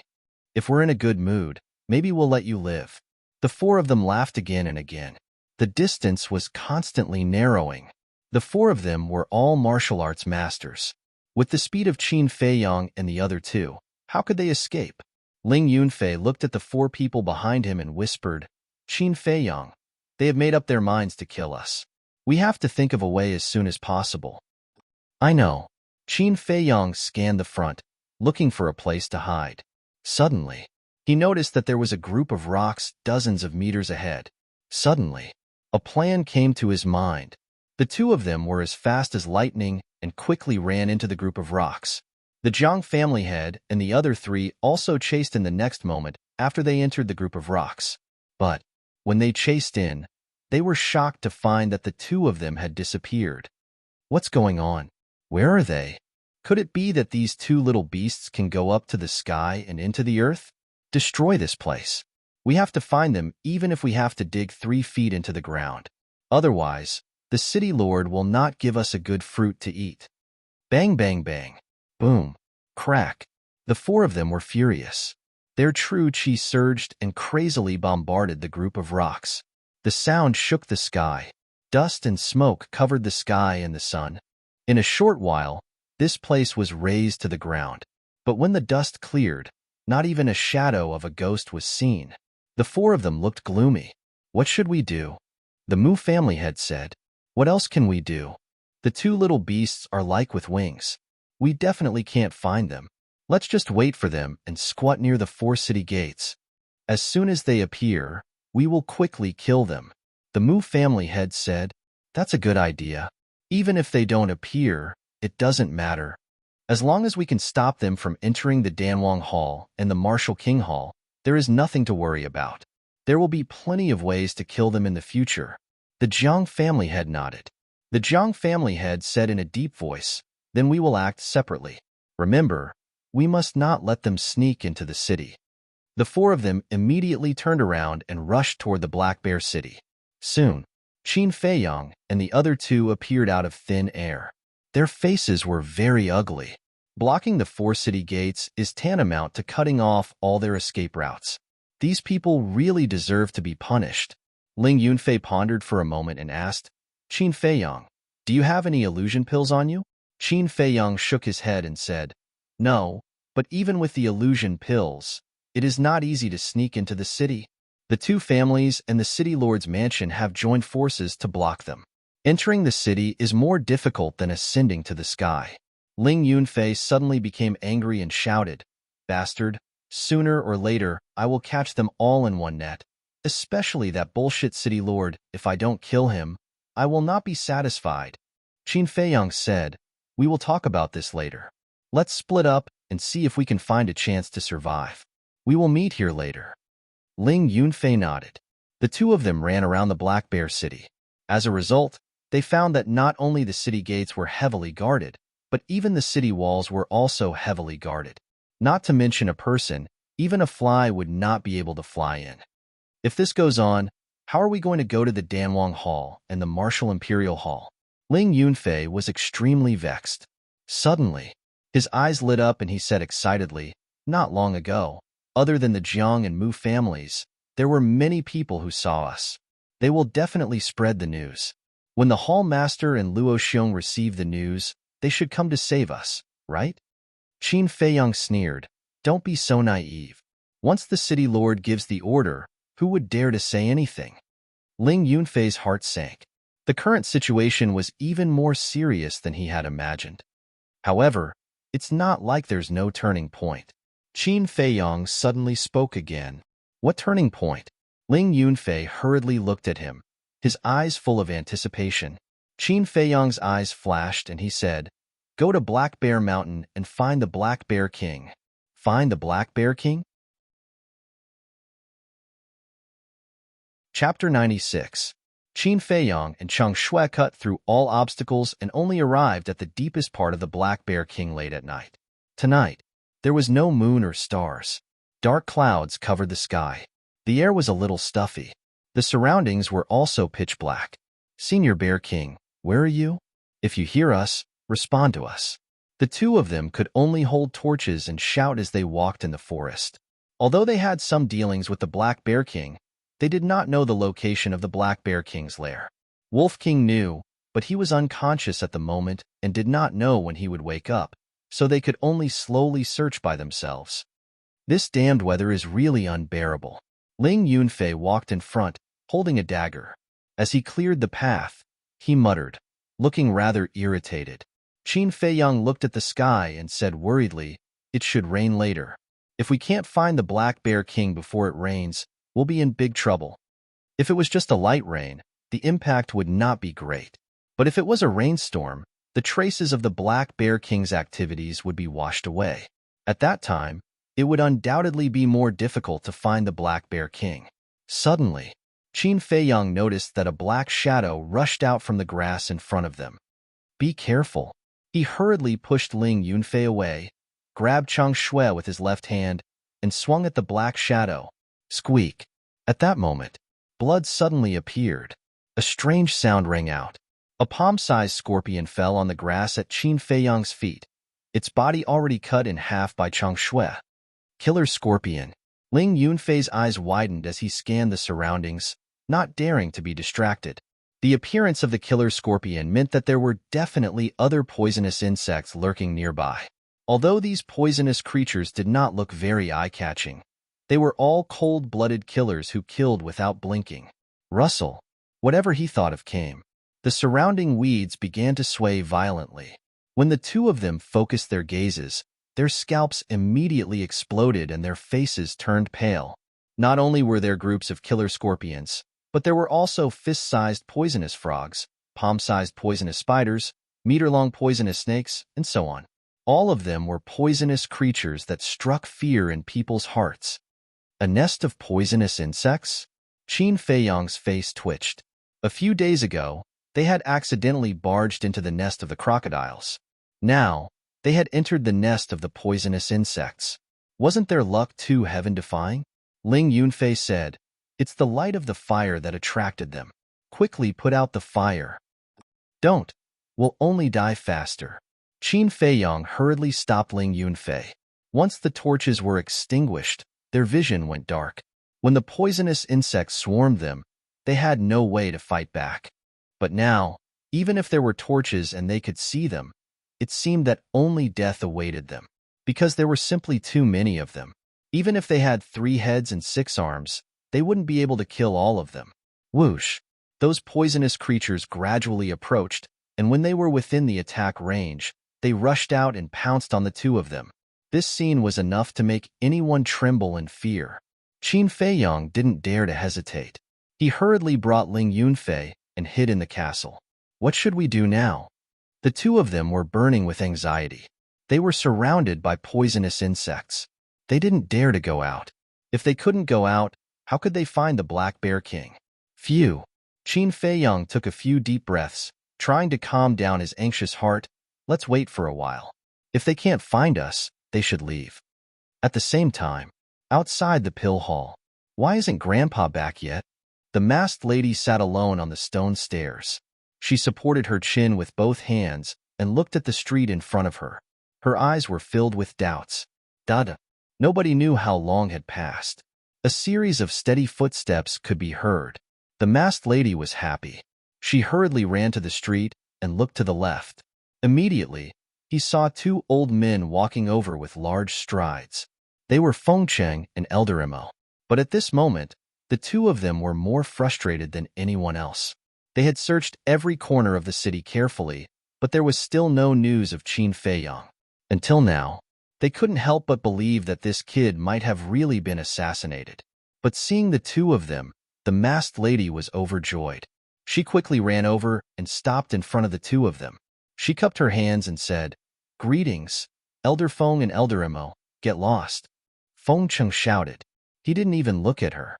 He lowered his head and walked past the masked lady. This made the masked lady a little stunned. Elder Imo glanced at Feng Cheng and smiled helplessly.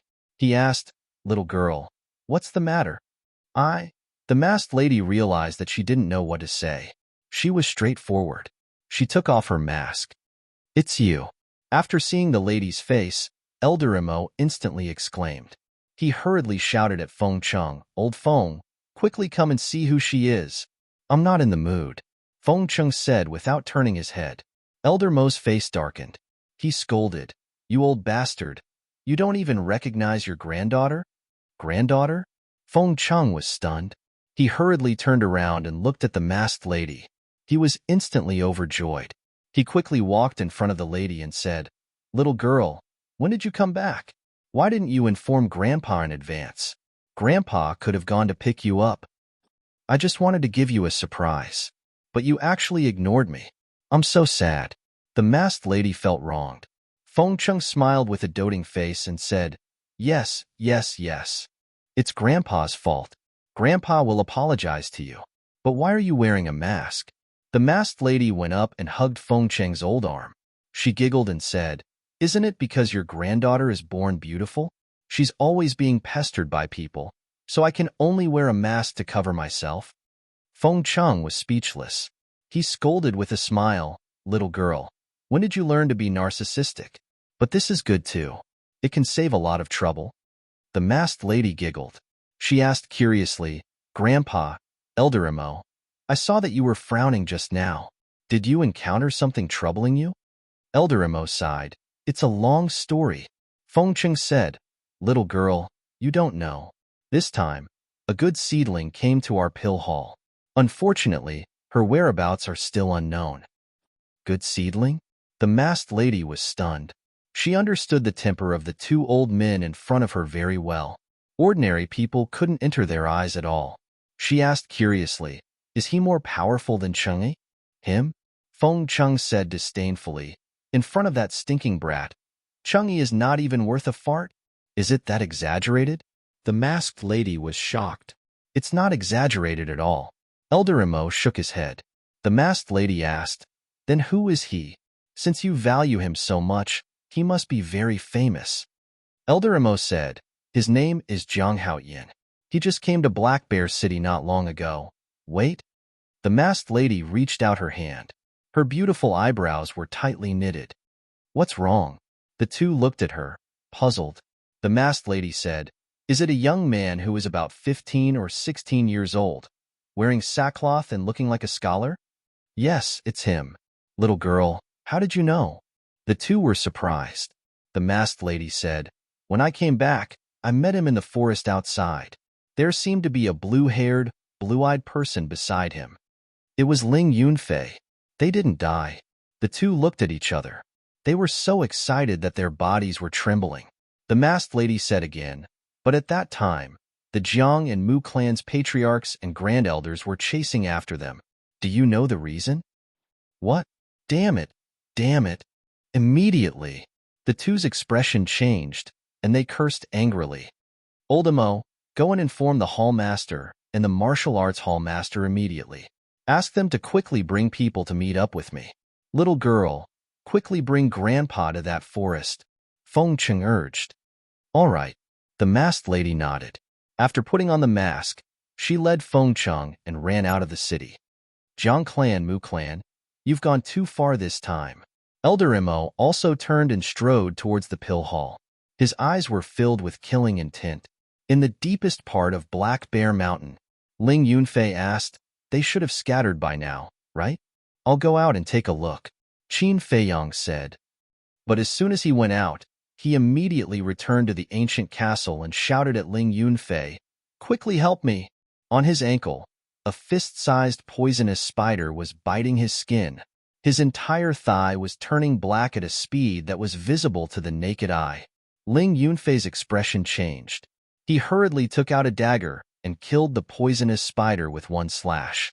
Then, he took out an antidote pill and fed it to Qin Feiyong. Until now, the two of them let out a long breath.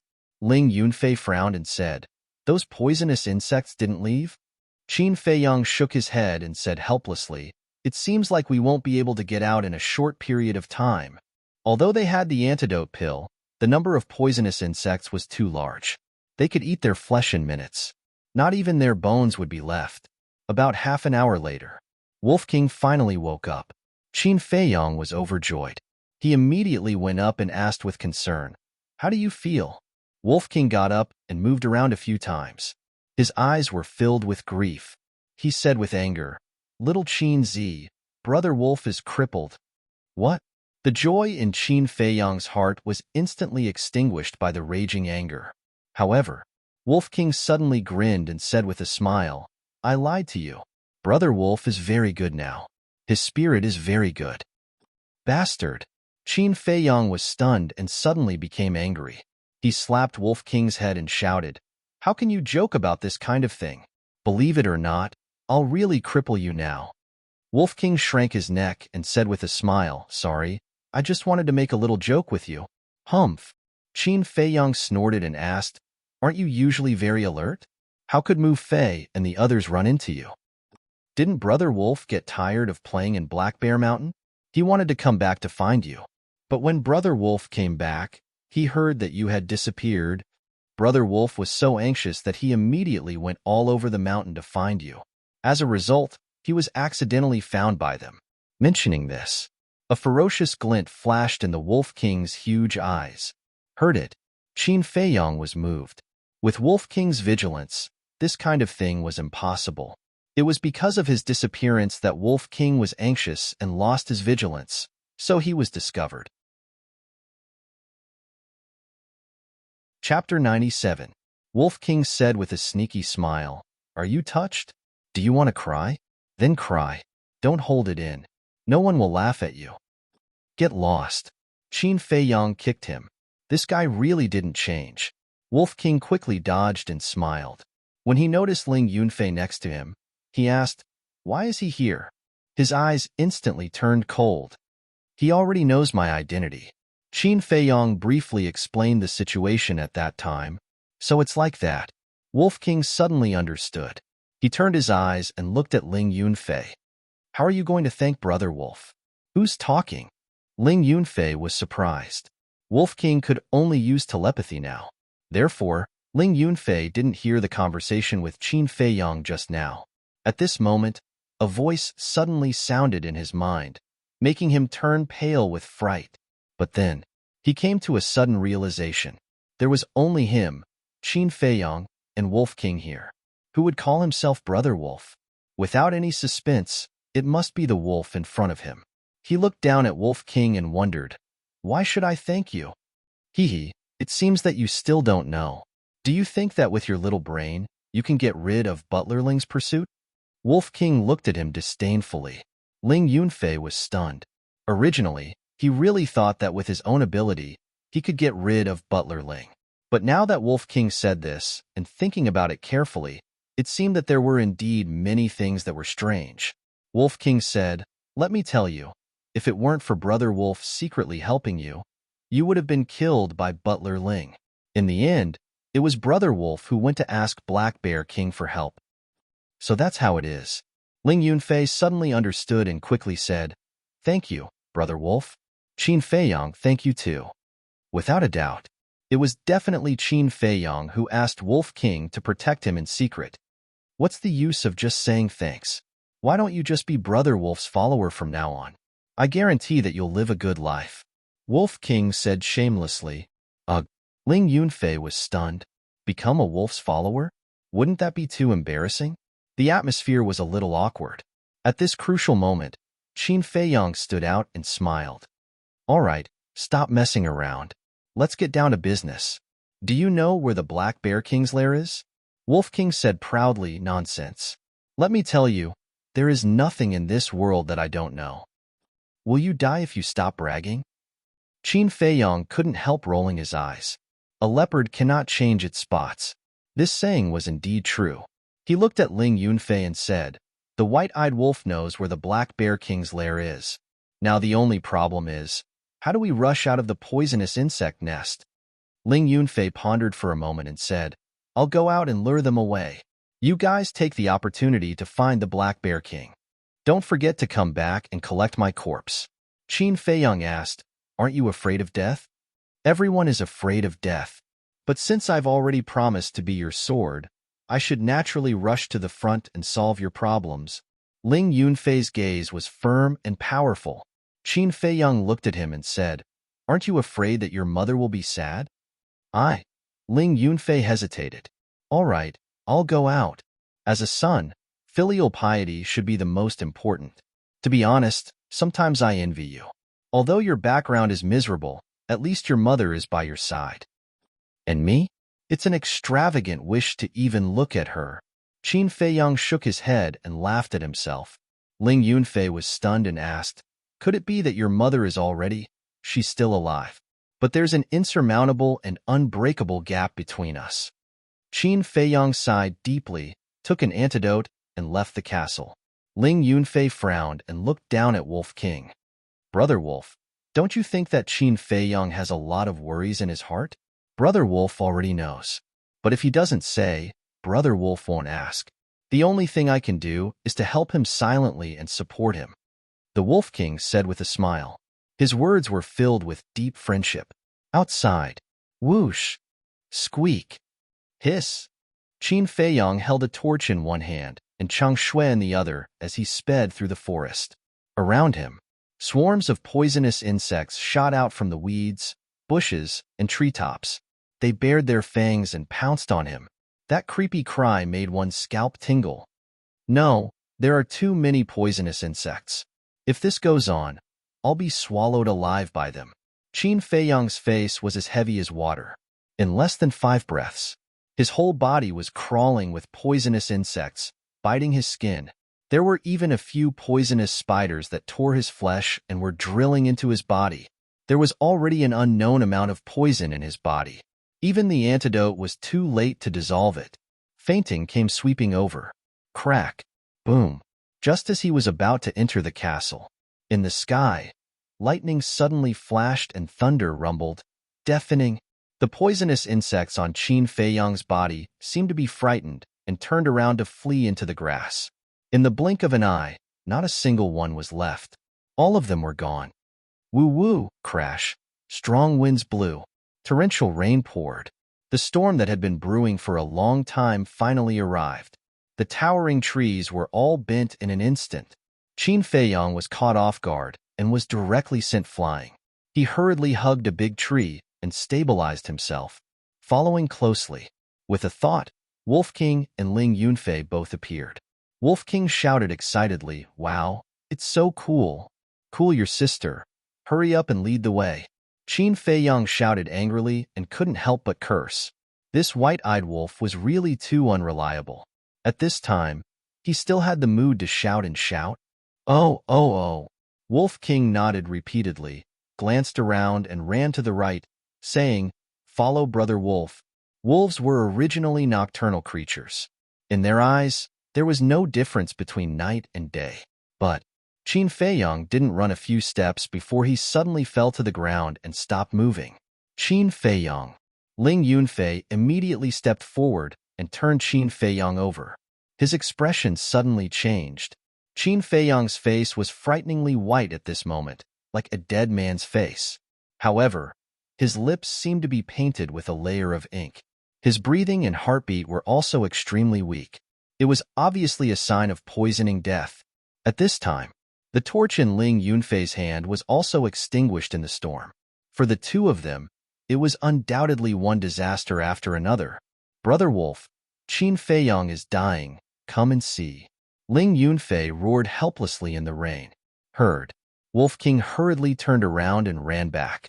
When he saw Qin Feiyang's situation, his pupils suddenly became distressed and he said angrily, "Didn't he take the antidote pill in advance? How could it be like this?" Ling Yunfei said anxiously, "The antidote pill can indeed detoxify, but there are at least a dozen kinds of toxins in his body now. The poison is too deep. If we don't think of a way, I'm afraid his life will be in danger." "Damn it," Wolf King cursed angrily and urged, "Hurry up and carry little Qin Zi to my back. I'll take you to the Black Bear King. It may have a way." Ling Yunfei hurriedly picked up Qin Feiyang and turned over to sit on Wolf King's back. Fortunately, Wolf King's eyes could shine in the dark. Fortunately, lightning flashed and thunder rumbled in the sky, so their eyes were not dark. Otherwise, it would be very difficult for Ling Yunfei to ride on Wolf King's back. "Continue to give him the antidote pill." The Wolf King exhorted and howled crazily as it sprinted away. But the howl was drowned out by the thunder. Half an hour later, Wolf King came to a canyon, panting. It was so tired after carrying 2 people and running for so long that it couldn't howl. But it gritted its teeth and continued to run deeper into the canyon. Bang! Halfway through, its limbs suddenly went soft and it fell down. 2 people and a wolf rolled into the mud. "Little Qin Zi," Wolf King exclaimed. It wanted to get up, but its limbs were weak and it had lost consciousness. It couldn't crawl at all. "Brother Wolf, is the Black Bear King here?" Ling Yunfei asked. Wolf King said, "Yes, yes, yes, it's in the deepest part of the canyon. Hurry up and carry little Qin Zi to find it." After Ling Yunfei carried Ling Yunfei away, Wolf King used all its strength and howled to the sky. Then, it completely collapsed and fell into the mud. It was washed by the heavy rain and fell unconscious. This wolf howl resounded through the night sky. Even the sound of thunder couldn't cover it. Roar. The next moment, a loud beast roar sounded in the deepest part of the canyon. It was as if it was responding to Wolf King. Hearing this beast roar, Ling Yunfei was overjoyed. He used the return to origin steps and ran away. Soon, a little flame entered his line of sight. Crack! A bolt of lightning struck down, illuminating the night sky. Although it was only for a moment, he clearly captured it. At the end of the canyon, there stood a mountain peak that was hundreds of feet high. In the night, it was like a ferocious beast lying there. There was a huge cave at the foot of the mountain, and the fire came from inside the cave. Next to the cave, there were two huge creatures. It was the Black Bear King and the Black Bear Cub. Why are you here? When it saw Ling Yunfei, the Black Bear King was quite surprised. Plop! Ling Yunfei strode to the Black Bear King and knelt in the mud, begging, "Senior Bear King, please save Qin Fei Yang." Slightly stunned, the Black Bear King lowered its head and looked at Qin Fei Yang, who was in Ling Yunfei's arms. Its pupils constricted. "Hurry, carry him in." It turned and walked into the cave. Ling Yunfei got up hurriedly and followed in. Although it was a bear's den, it was tidy, clean, and extremely huge. Even with the Black Bear King's massive body, it could move freely. A bonfire burned in the middle. It illuminated the entire cave. The Black Bear King said, "Put him there." Ling Yunfei nodded and placed Qin Fei Yang on a pile of hay before retreating to the side. The Black Bear King bent down and observed carefully for a moment before frowning. "Did you give him a lot of antidote elixirs?" "Yes, at least 7 or 8 of them."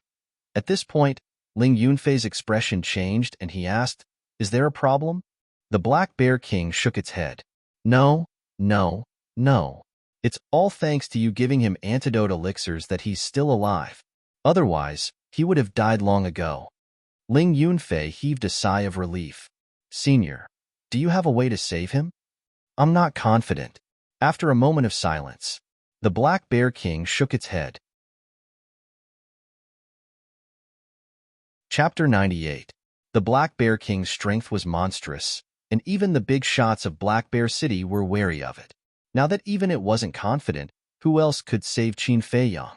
Originally, if Qin Fei Yang died, Ling Yunfei should be happy, because this way, he would be able to break free and regain his freedom. But at this moment, he was extremely sad. The Black Bear King looked at him and said, "Not confident doesn't mean there's no hope. Don't be discouraged. Do as this king says." Heard it. Ling Yunfei's spirit was lifted. He raised his head and looked at the Black Bear King expectantly. The Black Bear King said, "Cut his wrists and ankles and let out blood." What? Ling Yunfei was shocked. Qin Fei Yang was already very weak. If he let out more blood, wouldn't he die on the spot? The Black Bear King said in a deep voice, "There's no other choice now. His blood is full of poison. If you want to save him, you can only let out the blood in his body." "You still have to let it out?" Ling Yunfei's eyes widened in anger. "What are you still hesitating for? Hurry up." The Black Bear King roared, obviously losing his patience. Ling Yunfei's body trembled. He hurriedly took out his dagger and squatted beside Qin Fei Yang. But suddenly, as if he thought of something, he turned to look at the Black Bear King and said, "Senior Bear King, Wolf King is still outside. I don't know how the situation is now. Can you help it?" The Black Bear King nodded and growled at the Black Bear Cub. When the Black Bear Cub heard this, it immediately ran out of the cave excitedly and disappeared into the rain. "Who?" Ling Yunfei took a deep breath, turned around to look at Qin Fei Yang, and muttered, "Please, you must survive." Then, he held the dagger in his hand and cut open a bloody wound on Qin Fei Yang's feet and hands. Black-colored blood immediately gushed out violently. There was also a foul stench that assailed their nostrils. That blood is now equivalent to a highly toxic poison. Don't touch it. The Black Bear King warned and turned to walk into the depths of the cave. There was actually a secret door inside. Rumble. Pushing open the hidden door, a dazzling golden light shone out. It was a huge pile of gold coins. Like a small mountain, they piled up in the dark room. Ling Yunfei turned his head and looked curiously. He immediately swallowed his saliva. How much wealth had the Black Bear King accumulated over the years? This was the true definition of a rich man, so rich that oil flowed out of him. A short while later, the Black Bear King walked out of the secret room and closed the secret door. When he came to Ling Yunfei's side, he threw a palm-sized metal box to Ling Yunfei. There are 3 lifeblood pills inside.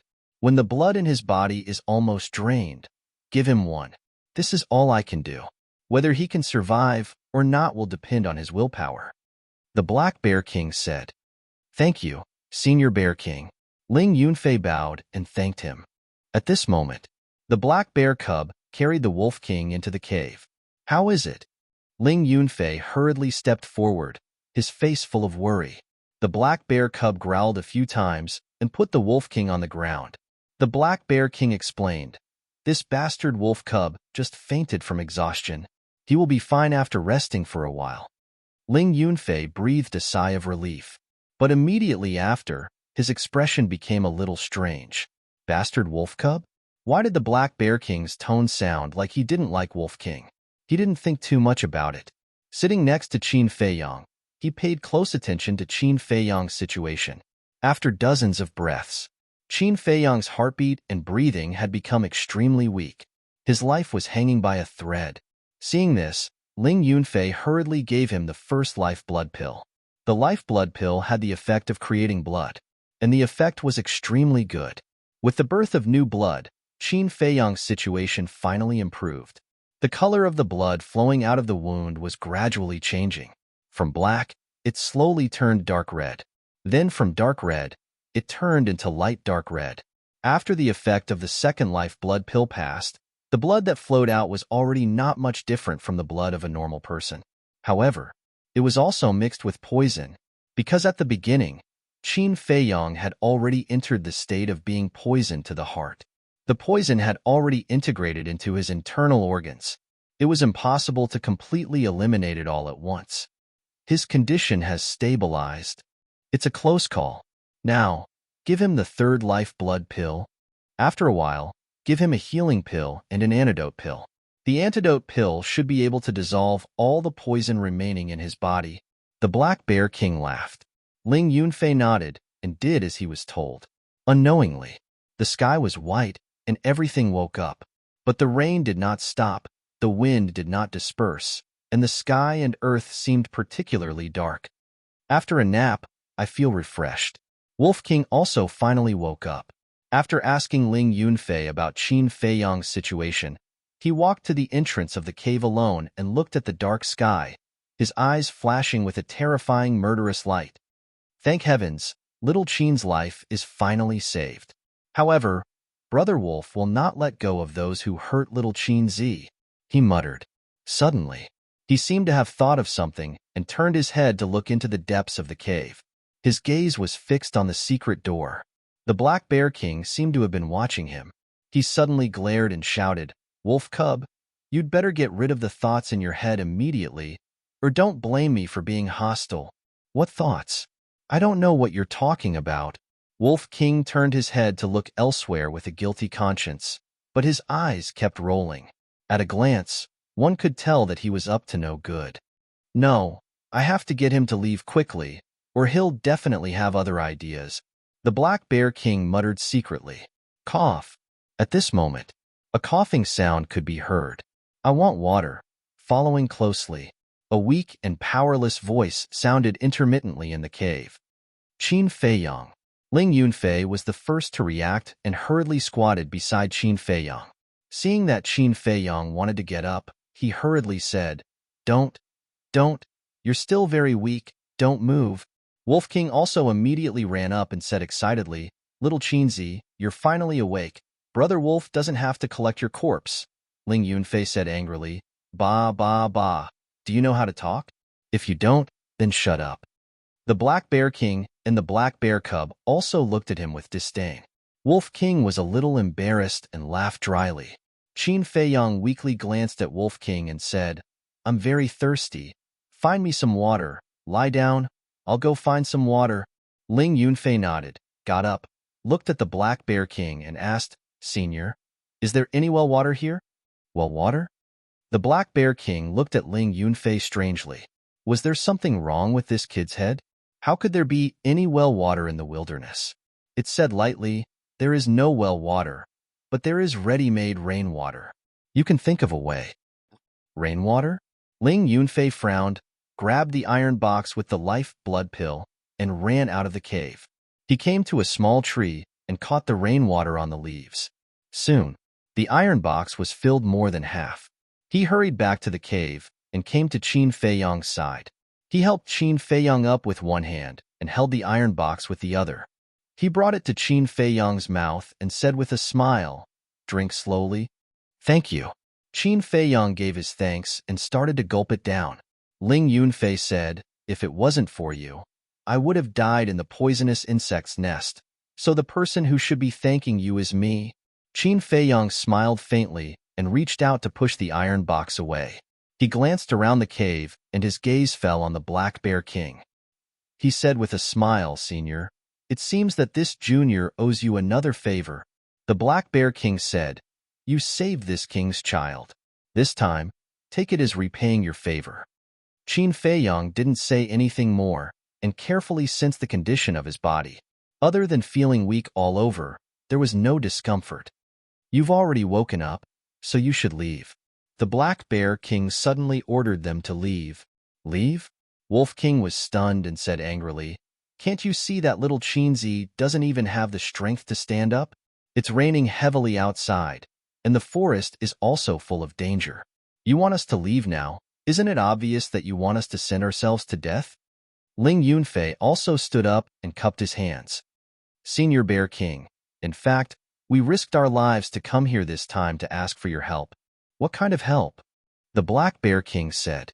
We were blocked by the two families and the city lord's mansion. Ling Yunfei immediately explained the details of the situation in a simple and clear manner. After listening, the Black Bear King pondered for a moment and shook his head. This king can't help you with this matter. Why? Ling Yunfei asked anxiously. The Black Bear King said, Do you know why this king and the people of Black Bear City have been able to live in peace? Ling Yunfei shook his head.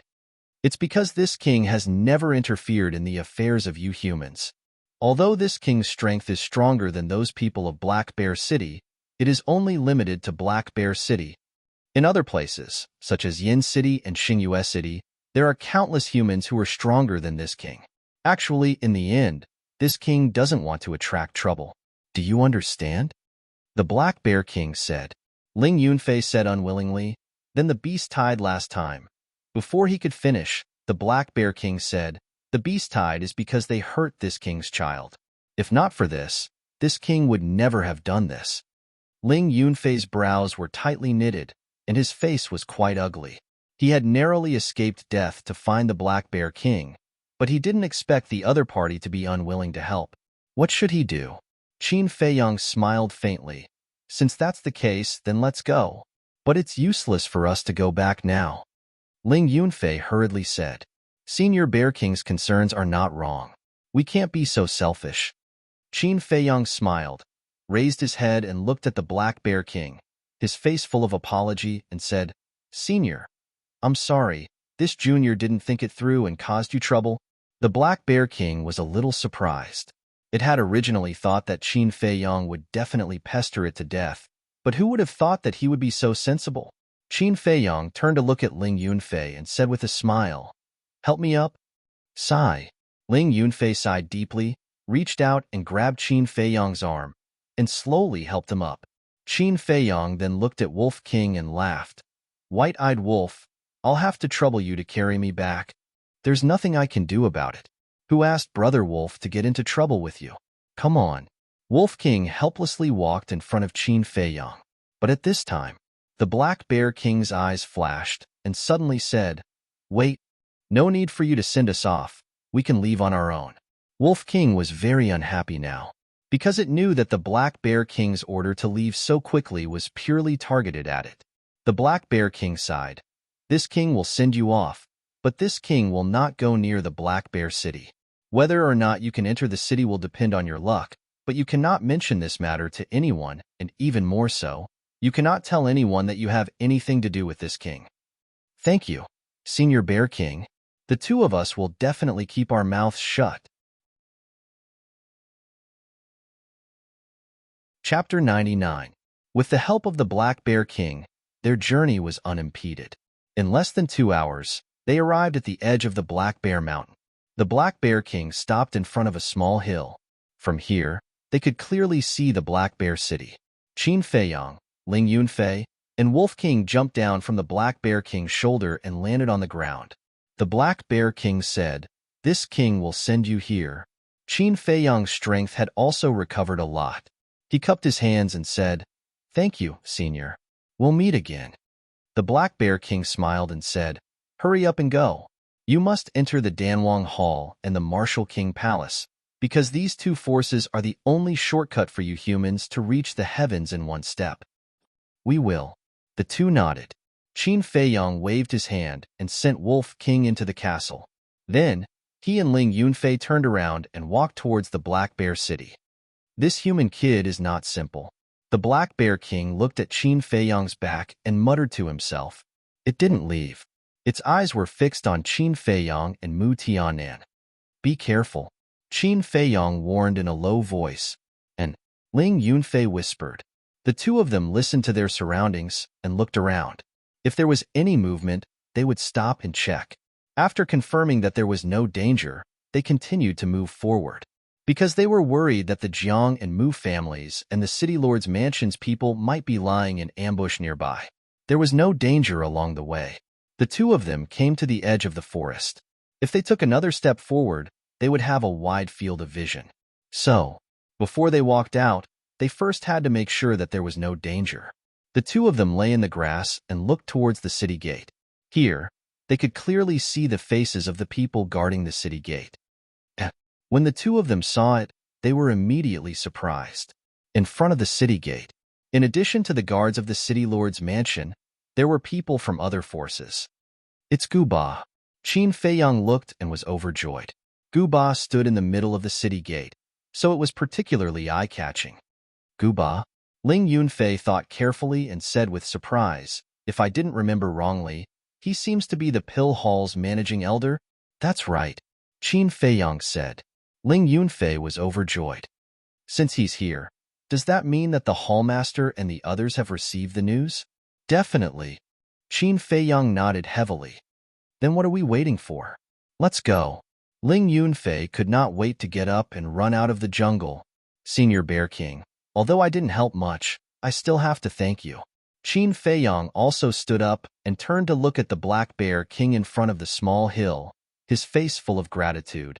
"Go." The Black Bear King opened its mouth and spat out these two words, "Take care." Qin Feiyang said silently, then turned around and chased after Ling Yunfei.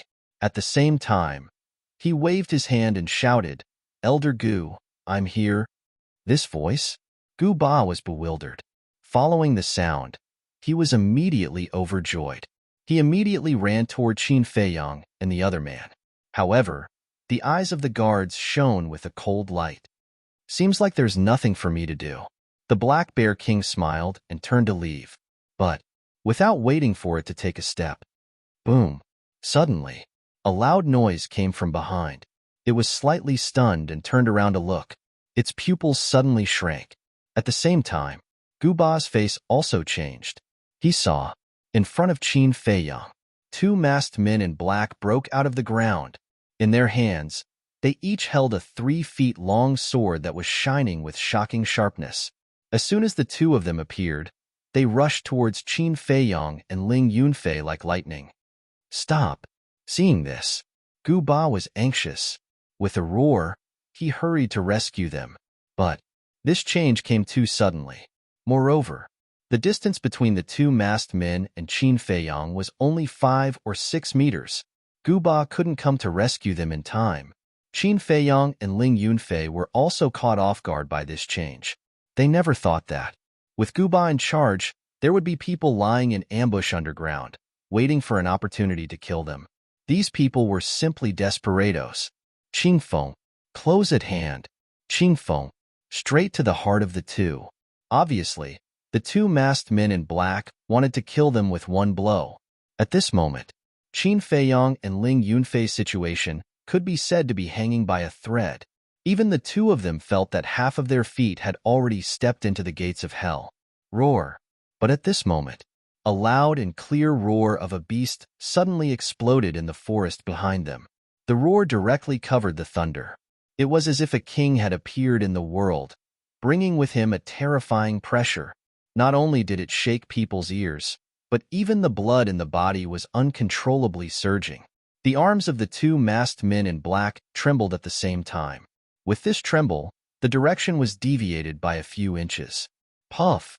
The two Qingfeng swords shone with cold light. One of them sank into Qin Feiyong's right shoulder. The other sank into Ling Yunfei's left shoulder. At this moment, blood splattered. Damn it, we actually missed. The two masked men in black roared in exasperation, quickly pulled out their Qingfeng swords, and swung it at the throat of Qin Feiyong and Ling Yunfei. You want to kill me when you are prepared. Dream on. Qin Feiyong's eyes surged with cold light. He grabbed Ling Yunfei, stepped on Luo Yin's steps, and retreated like lightning. Don't let them escape, one of them roared. The two of them revealed murderous intent and rushed forward again. Their speed was far beyond Qin Feiyong's. Wu Zong, Qin Feiyong's pupil shrank. With the increase of Luo Yin's steps, his speed was comparable to a 9-star martial master. The two of them were faster than him, so they could only be Wu Zong. He glanced at Guba. Although Guba was already rushing over, it would take at least 5 breaths to arrive. 5 breaths. Usually, it would be over soon. But in a fight, not to mention 5 breaths, even 1 breath was enough to kill. No, he couldn't just think about running for his life. At this time, counterattack was the best way to save his life, because the other party would definitely not think that he would counterattack. Even more so, he would not think that he had a dagger that could cut iron like mud. Thinking of this, Qin Feiyong turned his head and gave Ling Yunfei a look. Kill. The next moment, the two of them roared at the same time. Instead of retreating, they went forward and faced the two masked men in black. Murderous intent filled their eyes. The two masked men in black suddenly revealed a look of surprise. They actually took the initiative to rush forward? Were they courting death? Retreat quickly. Guba was burning with anxiety, and he roared furiously. If Jiang Haoyan died in front of him, the temple master and the two hot-tempered elders would skin him alive. However, Qin Feiyong turned a deaf ear. Seeing that the two masked men were distracted, he decisively took out the Chang Shui and seized the opportunity to swing the two green blades with force. Clang! In an instant, sparks flew everywhere. The two green blades were instantly broken by the Chang Shui. What? The two masked men were dumbfounded on the spot. What was that? It was actually so sharp? At this moment, Ling Yunfei launched a fierce attack. Heart-lock killing punch. With a roar, he threw a punch at the heart of the masked man on the left. True qi gushed out and shone brightly. Bam! The fist landed. The masked man spat out a mouthful of blood on the spot, and his entire body flew out from the impact. Little bastard, you are courting death. The other masked man was furious. He stepped on the ground and mud splashed all over the sky. Boom! He threw a palm at Ling Yunfei. The wind howled and the rain here evaporated instantly, turning into a vacuum zone. It was really amazing. However, in the face of such a terrifying palm, Ling Yunfei only grinned. Seeing this, the masked man felt a strong sense of uneasiness in his heart. He glanced at Qin Feiyong from the corner of his eye. His expression suddenly changed. Where was he? Wasn't he just next to me? How did he disappear in the blink of an eye? Behind you. He suddenly shivered and gave up attacking Ling Yunfei. He quickly turned around. But just as he turned around, a white dagger as white as jade pierced through the sky like lightning, and with a puff, it sank into the top of his head. It turned out that, when the masked man attacked Ling Yunfei, Qin Feiyong also followed behind the masked man. And for this person, Qin Feiyong naturally would not be merciful. He directly pierced the masked man's head with his dagger. How is this possible? The masked man's pupils dilated quickly, and his face was full of disbelief. Remember, never underestimate anyone. Sometimes, even an ant can defeat an elephant. Qin Feiyang sneered and pulled out the changshui with force. Bang! The masked man fell on the spot and mud splashed everywhere. Blood kept gushing out from the wound on his head. In an instant, the rainwater here was dyed red. In the blink of an eye, the masked man who was sent flying by Ling Yunfei had just stabilized himself when he saw his companion fall to the ground and die. His heart was full of disbelief. A martial arts grandmaster was killed by a martial arts master? Ridiculous. This was really ridiculous. I'd like to see how capable you two little bastards are. He roared hysterically and rushed toward Qin Feiyang like a madman. His whole body was full of murderous intent. His hands were filled with genuine qi. Obviously, he was going to use martial arts. However, Qin Feiyang and the other man were indifferent. Their mouths were full of mockery. You dare to touch my pill hall's disciple. You really have the guts. Mountain-shattering fist. At this moment, a thunderous roar erupted. Guba finally arrived and threw out a punch. Feeling the terrifying fist energy, the masked man was shocked. He quickly turned around and threw out a palm. At the same time, he roared, Imperial Wind Palm. The fist and the palm collided together. Bang! Crack! The masked man was sent flying and his arm was broken. Guba was like a big mountain, standing firmly in the rain and not moving at all. He strode to the side of the masked man and said with murderous intent in his eyes, You're from the mayor's mansion. Seems like I have to spare your life. Qin Feiyang said in surprise, Elder Gu, how do you know he's from the mayor's mansion? Guba said, Because only the people from the mayor's mansion can cultivate martial arts like the Imperial Wind Palm. Qin Feiyang clenched his fists and said in a deep voice, Seems like he won't stop until he kills me. Guba sneered, Don't worry. As long as we bring him back, he won't be able to explain himself. By then, not to mention the mayor's mansion, he might not even be able to keep his life. Just wait and see. But before he finished speaking, the masked man suddenly hit his own chest with his palm. Puff. Instantly, blood spurted out. He looked at Qin Feiyang and the others with a ferocious expression and laughed. Killing Zhang Haoyin and Ling Yunfei was our idea. It has nothing to do with the mayor. You want to slander the mayor? Dream on. After saying that, he fell to the ground. Chapter 100. Qin Feiyang kept the changshui and hurried over, asking, Elder Gu, how is it? Guba said, Dead. Qin Feiyang's eyes darkened. Once this person was dead, there would be no evidence. It would be impossible to bring down the city lord again, because the city lord could pretend that he did not know anything or push the blame to others. Without solid evidence, no one would dare to touch him. After all, he was the city lord and represented the supreme authority. Guba pulled off the black veils on their faces. They were indeed from the city lord's mansion. Qin Feiyang even recognized one of them. It was the guard captain who wanted to kill him. Ling Yunfei snorted. They are martial arts grandmasters. How stupid of them to work for such a despicable person. They were all trained by the city lord and have long become the city lord's men of sacrifice. To them, death is not scary. What is scary is that they did not complete the mission given to them by the city lord. Oh right, are your injuries okay? Guba looked at the two of them with concern. We are fine. Qin Feiyang smiled. Guba praised, You even have the ability to kill a one-star martial arts grandmaster. I have to say that you are really amazing. You have far surpassed your peers. But don't be complacent. Continue to work hard. But Qin Feiyang and Ling Yunfei felt guilty about Guba's praise. Because, if not for the two of them being distracted, they would not have the chance to fight back. Taking a step back, if Qin Feiyang did not changshui, even if they had the chance, they would not have the ability to fight back. So in this, there was more or less some luck and luck. Of course, their ability was obvious to all. No one could deny it. But this time, they survived.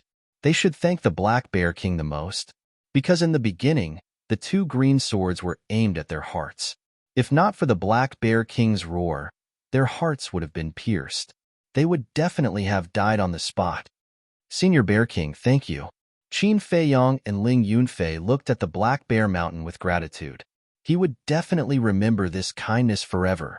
Guba also looked at the Black Bear Mountain. He naturally heard the roar just now, and at that time, when he felt the pressure, even he was shocked. But he did not think much about it. He did not think about the Black Bear King, because in his opinion, Qin Feiyong and Ling Yunfei could not have known the Black Bear King. The high and mighty Black Bear King would not have helped two humans. It was probably a powerful beast that martial arts grandmaster level and happened to pass by this area. Guba retracted his gaze and smiled. Let's go back. The test should be starting soon. Okay. Qin Feiyong nodded. When the three came to the city, the guards. Were the guards evidently? He was deeply shocked by the strength displayed by Qin Feiyong and Li Qia.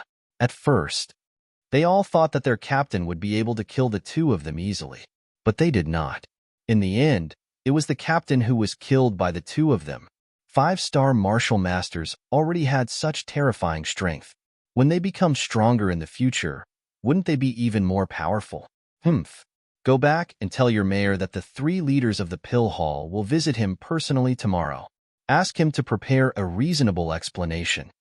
Guba glanced at them coldly. Then, he led Qin Feiyong and Ling Yunfei into the city.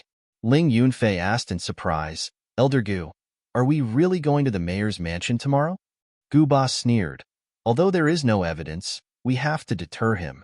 Otherwise, he will not know how to restrain himself. Makes sense. Ling Yunfei nodded. Guba said, but as long as you enter the Martial King Hall and the Danwang Hall, he will not be able to do anything to you. Soon, the 3 came to the Pill Hall. Guba said to Qin Feiyong, you go in by yourself. I will send Ling Yunfei out to prevent any more trouble. Also, inform He Wu and the others. Qin Feiyong asked, where is Elder He? He is at the West City Gate. Because we don't know which direction you will come from, the Hall Master asked me, He Wu and the 2 Deacon Elders of the Martial King Hall to guard 1 city gate each. Guba said, so that's how it is.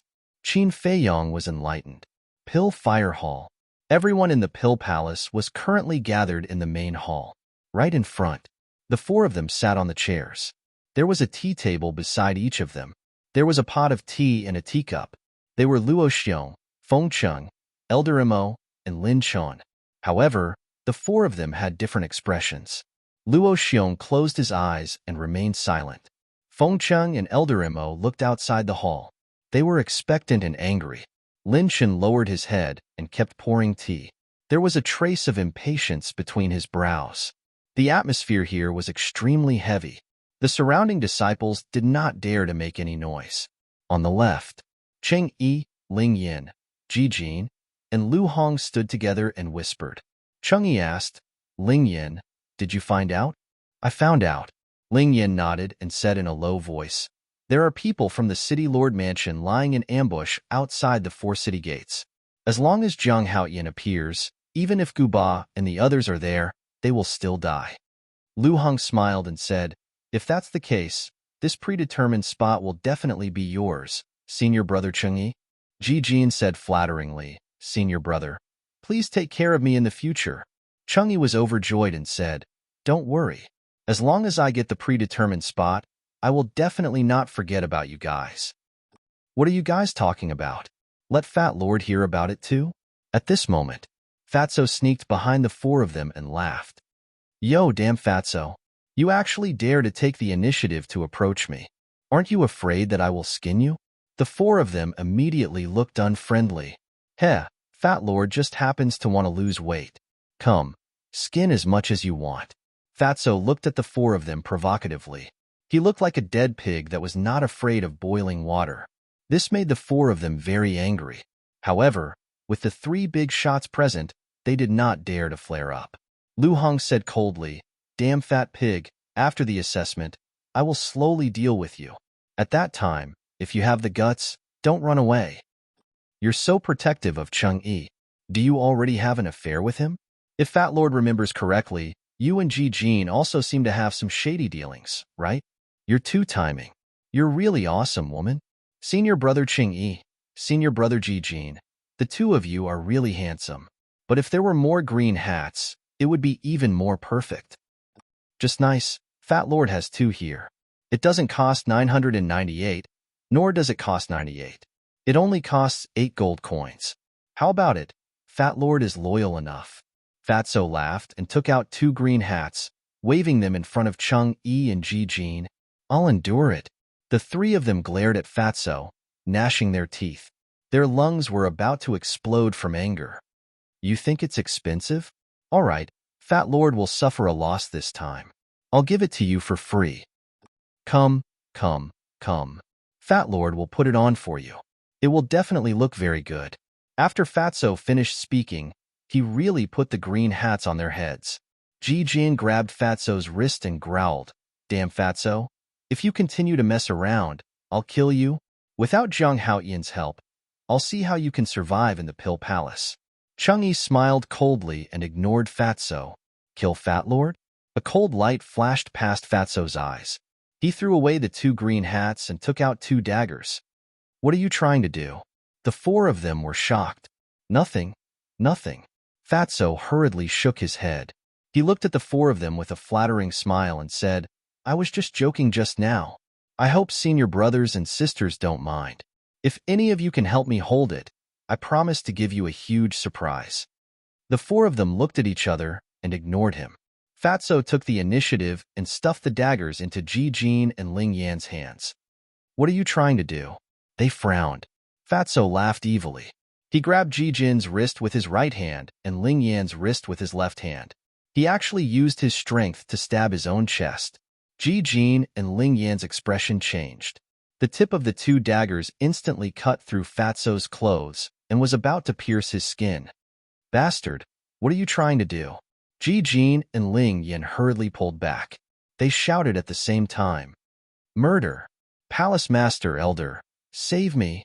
Fatso also roared in fear at this moment. His entire face turned ghastly white in an instant. Ji-jin and Ling Yan were stunned. At this moment, everyone's gaze gathered on the 3 of them. They all felt that it was unbelievable. They actually dared to kill Fatso in front of the 3 great leaders? Were Ji-jin and Ling Yan's brains damaged? Bang! Suddenly, a loud noise sounded in the hall. Everyone looked over and immediately kept quiet out of fear. Feng Cheng's face was gloomy. His old big hand suddenly slammed on the tea table.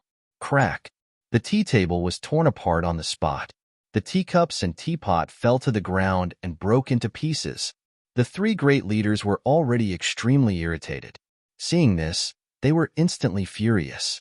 Fatso, Ling Yan, and Ji-jin were also shocked. The 2 daggers fell to the ground and hit the ground with dazzling sparks. Elder! Ji-jin hurriedly took a step forward and was about to accuse Fatso. Elder, Hall Master, you must uphold justice for this disciple. However, Fatty was the first to shout. Just now, I heard them talking about Zhang Haoyan. I said that Zhang Haoyan might still be alive, but I didn't expect that they actually immediately pointed their daggers at me. If I hadn't reacted in time, I would have died in their hands now. He ran to the 3 great leaders and knelt on the ground.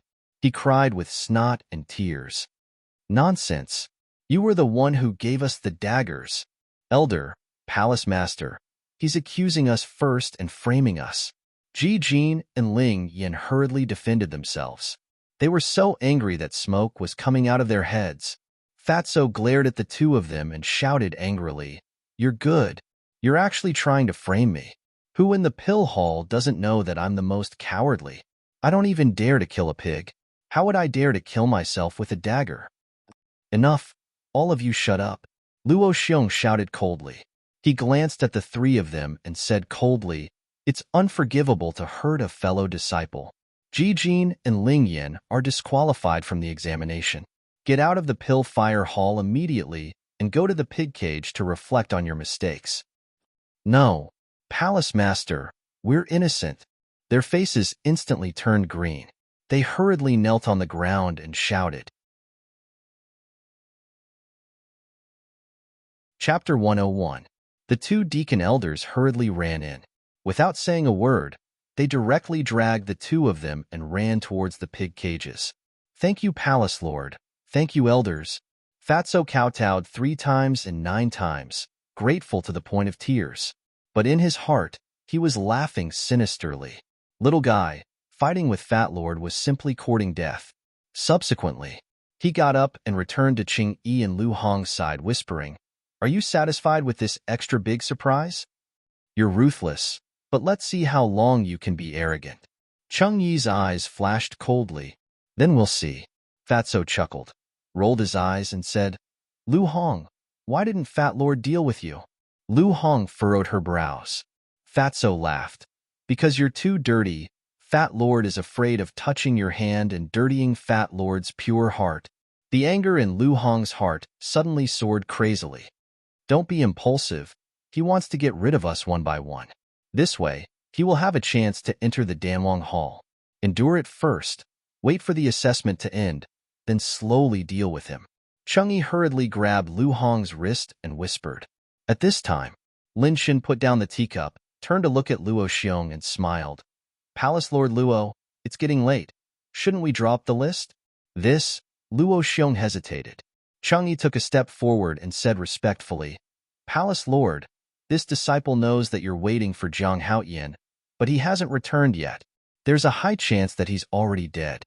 You can't let Lord Lin Shen accompany us to waste time just because of a dead person, right?" Lin Shen nodded, praising Cheng Yi. "Hee, do you really want me to die that much? But I'm afraid you'll be disappointed. I'm still alive and well." At this time, a faint laughter was heard, with a strong sense of ridicule. Jiang Haoyan, Fatso's fat body suddenly trembled. At the same time, Feng Cheng, Elder Mo, and Luo Xiong were also overjoyed. They all stood up and looked outside the hall. A youth dressed in sackcloth walked through the storm towards Pill Fire Hall. There was a sword wound on his shoulder that was still bleeding. His face was also as pale as a sheet of paper, but his eyes were like torches, extremely spirited. How is this possible? If he can come back alive like this, could it be that he can fly? Cheng Yi and Lu Hong were in disbelief. Lin Chun curiously sized up Qin Feiyang. From the looks of it, there was nothing outstanding about this person. Why was he so valued by Luo Xiong and the other two? Fatso pushed through the crowd and ran out of the main hall to welcome Qin Feiyang. He laughed and said, "Zhang Laoda, Fat Lord knew that your luck is bigger than Daifuku's. You won't die." Qin Feiyang stared blankly for a moment before he said, "Looking at your flushed appearance, did you do some despicable business again?" Fatso said unhappily, "What are you talking about? Fat Lord is a good youth that everyone loves. Let me tell you, don't ruin Fat Lord's reputation. You still have a reputation?" Qin Feiyang rolled his eyes.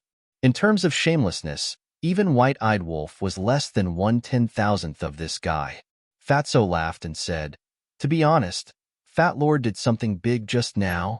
Immediately, he whispered to Qin Feiyang about how he framed Ji Jin and Ling Yin. After listening, Qin Feiyang had a strange look in his eyes. Ji Jin and Ling Yin had just come out of the pig cage, but they were thrown back in again. They probably hated Fatso to the core. "Not bad, well done. Keep it up." Qin Feiyang patted Fatso's shoulder. Although it wasn't glorious, it was indeed satisfying. After entering the main hall, the crowd automatically separated. Qin Feiyang walked in front of the 3 great leaders and cupped his hands. "Greetings to Hall Master and the 2 elders." Feng Cheng was about to get angry, but when he saw the sword wound on Qin Feiyang's shoulder, he immediately revealed a worried look and asked, "What happened to your sword wound?" Qin Feiyang smiled faintly. "When I just came back, 2 cats and dogs suddenly jumped out, and I was accidentally injured. But it doesn't matter, it won't affect the alchemy." Cats and dogs? The surrounding disciples were puzzled, but the 3 great leaders were very clear. However, now was not the time to pursue the matter. Luo Xiong turned to look at Lin Shen and smiled. "I won't write the list, just say it directly. The internal quota belongs to Jiang Haoyan, and the other 2 quotas will be decided by the survival of the fittest." However, before Luo Xiong finished speaking, Cheng Yi took a step forward and said in a deep voice, "Hall Master, I refuse to accept this." "Step down," Luo Xiong shouted. Lin Shen smiled. "Hall Master Luo, Why don't we first listen to the reason why he refuses to accept this? Luo Xiong raised his eyebrows and nodded. All right, Chang'e, if you have something to say, just say it. Don't waste time. Hearing this, Chang'e's heart was suddenly filled with a thick flame of anger. Zhang Haoyan only came now. Wasn't it good that he wasted time? But he didn't even blame him. He only said one sentence, and he actually said that he was wasting time. Isn't this favoritism a bit too much? Phew. He took a deep breath and cupped his hands. As everyone knows, Zhang Haoyan is only a backdoor entrant, but what about us? We relied on our own efforts to get to where we are today, so I hope that Hall Master can be fair and just. Backdoor entrant? Lin Shen frowned and asked, Chang'e, who is he related to? Chang'e said, he has an engagement with Elder Feng's granddaughter. Lin Shen's pupils suddenly shrank. Deep in his eyes, there was even a trace of cold light. But he immediately covered it up and turned to look at Luo Xiong. He smiled. Hallmaster Luo, you know the rules of the pill hall better than I do. You can't play favoritism. Feng Cheng suddenly stood up and said, what a joke. How come I didn't know that Zhang Haoyan has an engagement with my granddaughter? Chang'e said respectfully, Elder Feng, Zhang Haoyan said it himself. Lin Shen smiled.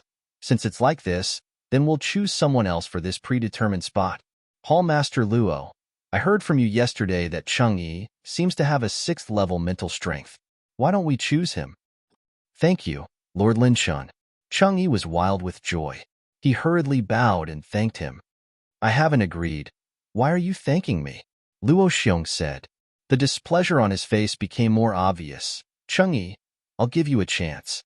Back off. Don't ask for trouble. Why should I back off? Hallmaster, I respect you very much, but I didn't expect you to be so selfish.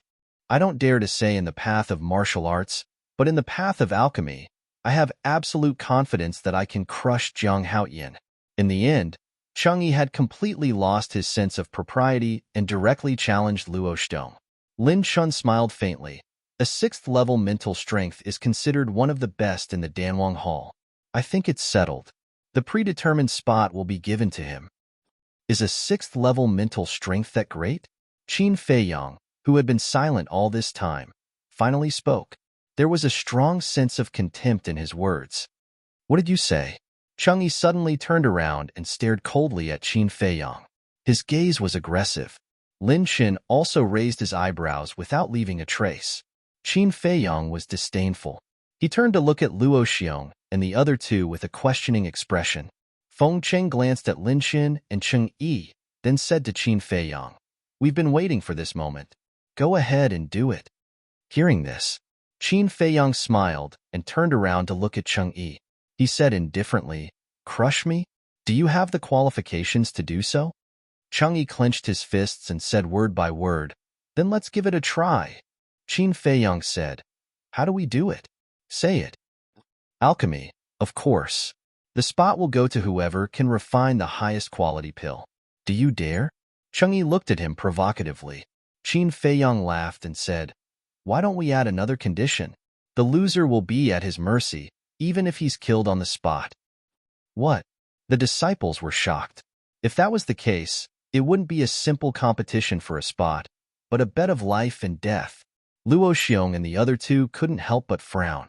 Although they were a little dissatisfied with Chang'e's current performance, they were still optimistic about Chang'e's future. As for Qin Feiyang's alchemy skills, they knew better than anyone else. If the bet of life and death was successful, Chang'e would definitely die. This kind of thing couldn't happen. The three of them were about to stand up and stop him. But Chang'e was a step ahead of them. Okay, it's decided. No, Elder Imo shouted. Chang'e turned to look at Elder Imo and bowed. Elder, this is a joint decision between Zhang Haoyan and I. Please don't interfere.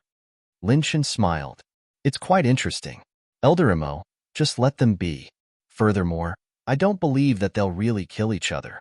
At most, they'll humiliate each other with a few words. It's not important. This, Elder Imo looked at Luo Xiong and Feng Cheng. Luo Xiong waved his hand impatiently. Forget it. Forget it. Let them be.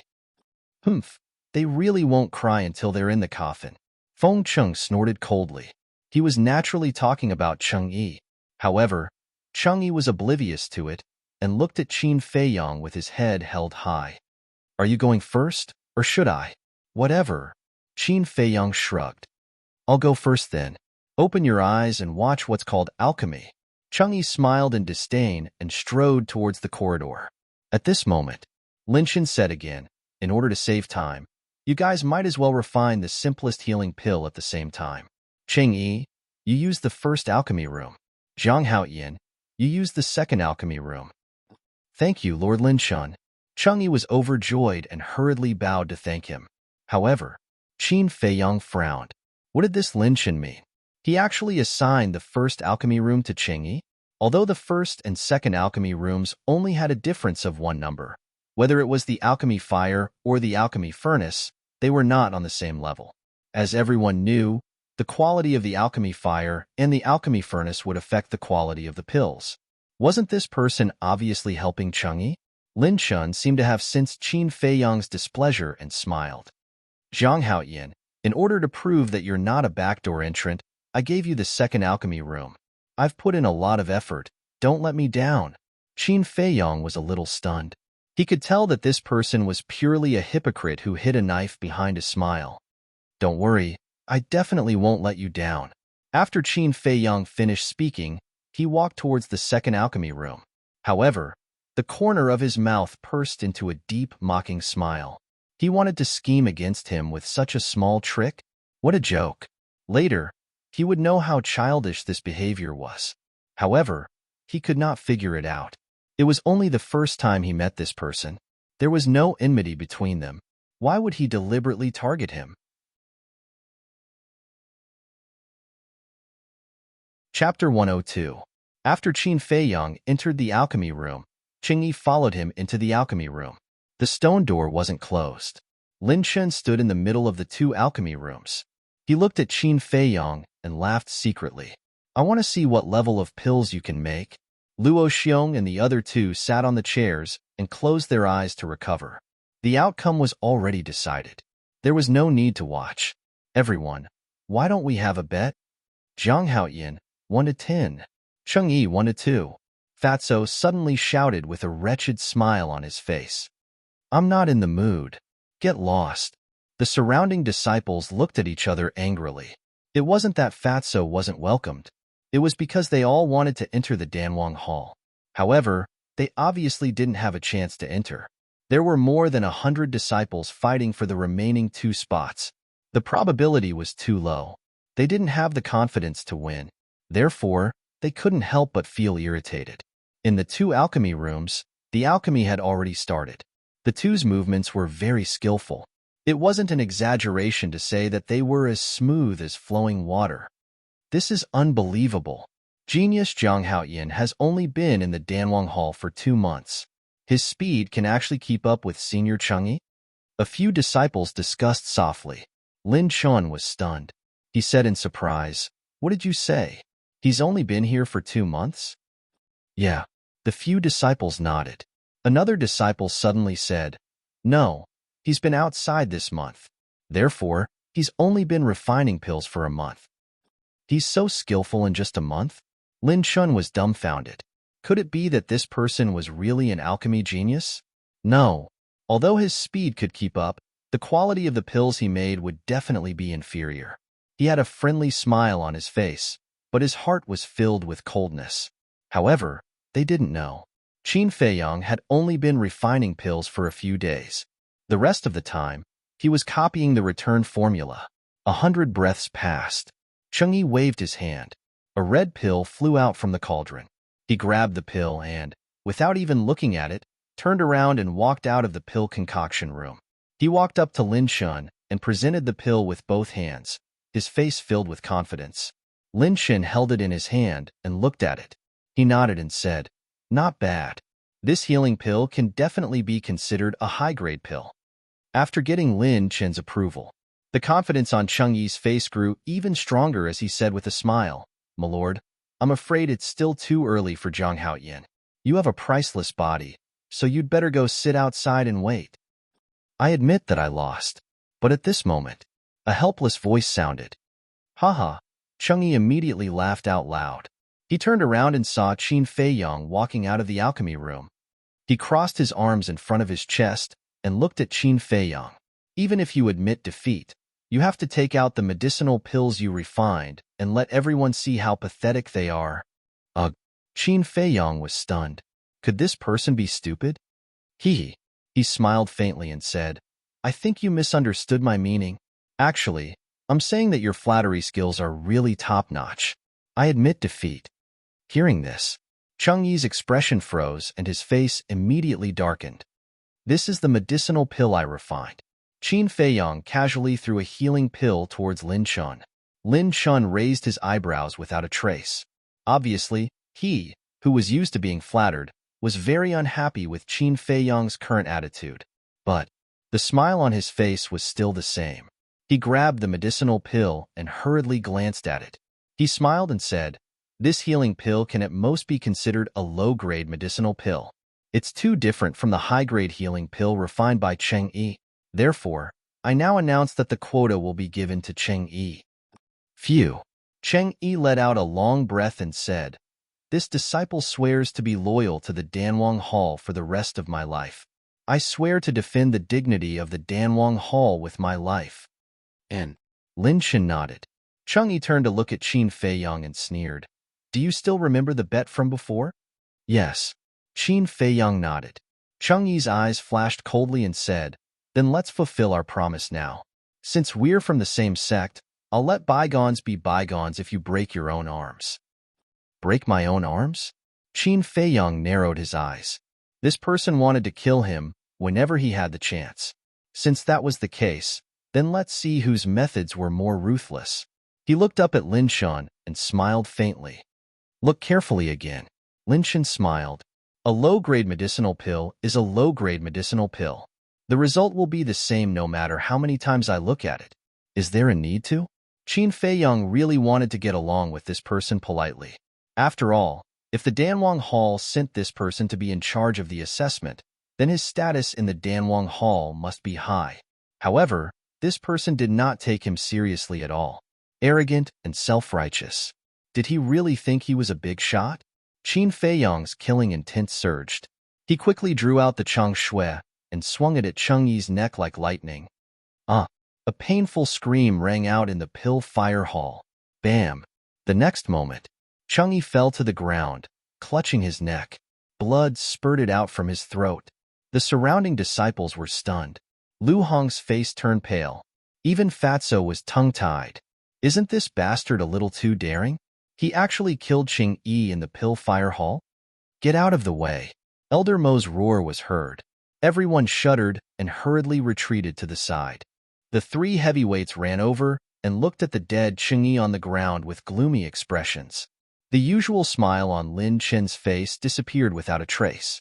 All that was left was anger. Zhang Haoyin. He suddenly looked up at Qin Feiyong, his entire body cold and threatening. The temperature here plummeted as if winter had arrived. Everyone's pupils constricted, and they involuntarily retreated. However, Qin Feiyong wasn't afraid in the slightest. He inclined his head and locked gazes with Lin Chen as he laughed mockingly. If the Pill Emperor Hall is filled with people as mediocre as you, I don't mind not joining the Pill Emperor Hall. With that, he turned and walked out of the hall without looking back. How dare you? Lin Chen was furious. He reached out his hand and grabbed at Qin Feiyong. You're the one who's being impudent. However, at this moment, Luo Xiong roared and threw a slap. Slap. With a crisp slap, Lin Chen flew out and smashed into the wall behind him, spitting out blood. There was a bright red palm print on his face. It even began to swell. The elixir fell out of his hand and onto the ground. How dare you hit me? Lin Chen was dumbfounded by the slap. Because you're from the Danwang Hall, I've been courteous these 2 days. But what about you? Acting all high and mighty all the time. Who do you think you are? Hitting you is still light. I'll kill you now. Luo Xiong took a step forward, murderous. Hall Master, don't be rash. Let's talk things over.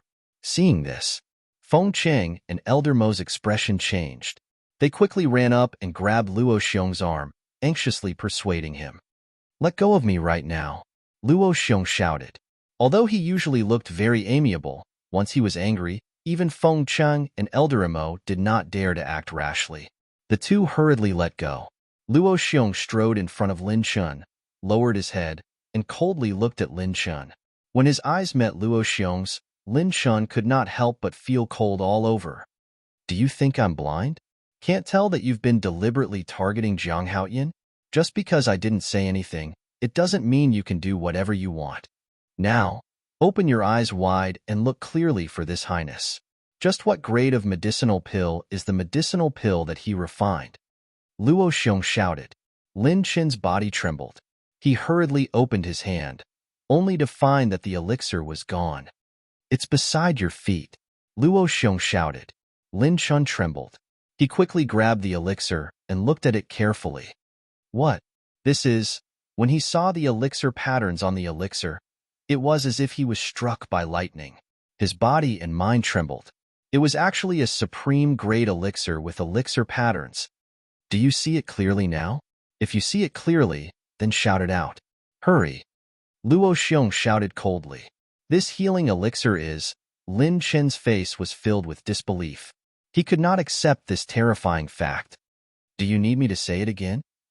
Luo Xiong's tone was low and cold. Lin Chen quivered and shouted, This is a supreme-grade elixir. As soon as he said that, the crowd was in an uproar. Jiang Haoyin can actually refine a supreme-grade elixir? How long has he been in the pill hall? If that's the case, the supreme-grade elixir that Fatso sold previously was refined by Jiang Haoyin? Too awesome. He's simply a genius in the alchemy world. No, only monstrous is enough to describe him.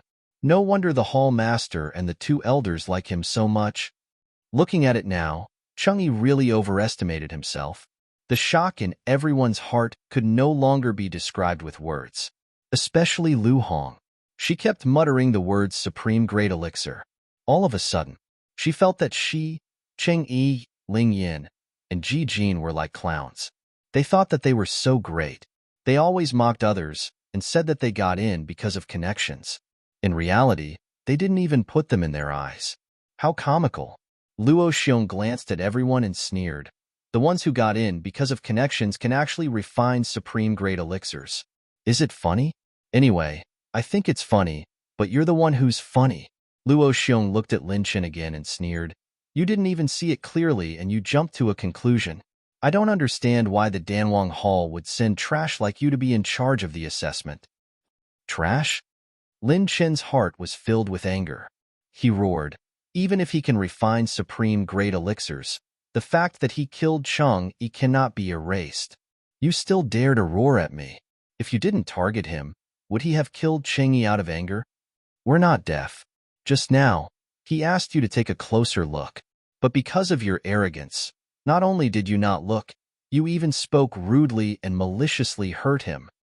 Now tell me, whose fault is this? Luo Xiong said sternly. Lin Chen immediately lost his temper. A person who can concoct a supreme-grade elixir, especially one who just started learning how to concoct a supreme-grade elixir, is extremely important to the pill hall. I don't need to tell you. You should be very clear about it. I still remember that in order to persuade him to join the pill hall, I, Old Feng, and Old Mo put in a lot of effort. But now, because of you, he doesn't want to go to the Danwang Hall. What do you think we should do? Let me tell you, if you can't make him change his mind, I can only report this matter to the Grand Hall Master. At that time, I'd like to see what will happen to you. Luo Xiong sneered and didn't stay any longer. But when he turned around, he said, Don't smile in the future. Otherwise, people will hate you. Old Feng, Old Mo, you two stay and supervise the assessment. Understood. Feng Cheng and Old Mo nodded. Chapter 103. After Luo Xiong left, Lin Chen collapsed on the ground powerlessly, his face full of horror. If this matter really reached the ears of the chief pavilion master of the county of Yin, he would be skinned even if he didn't die. Suddenly, he looked at Feng Cheng and Elder Mo with a pleading expression and said, Elder Feng, Elder Mo, you must help me? This is not easy to help. Whoever tied the bell should untie it. Go find Jiang Haoyin yourself. The two of them did not look happy. Fatso went up and chuckled. Master Lin Shun, who won now? The surrounding disciples rolled their eyes. Was there a need to ask? Of course it was Jiang Haoyin. If even a person who could refine a supreme-grade pill lost, then there must be an inside story. Fatso continued, Master Lin Shen, you agreed to the bet between Jiang Laoda and Qing Yi, right? What are you trying to say? Lin Chen glared at him. What Fat Lord wants to say is that Jiang Laoda and Cheng Yi have an agreement. If Jiang Laoda wins and kills Cheng Yi, you can't do anything about it. But you're using this as a pretext.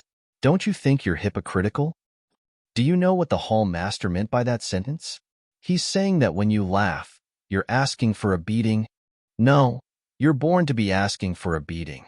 It has nothing to do with whether you laugh or not. When you're free, go for plastic surgery, lest you get beaten up by a crowd in the future. Fatso chuckled, his face full of disdain. Lin Chen's eyes were cold. But suddenly, he looked at Fatso from head to toe, and his heart skipped a beat. He got up and dragged Fatso out of the hall, saying at the same time, Come with me. What do you want to do? Bully the weak? Bully the weak? Let me tell you, in broad daylight, in front of everyone, Fat Lord is not afraid of you. Fatso shouted anxiously. It's a good thing. Lin Chen whispered. A good thing?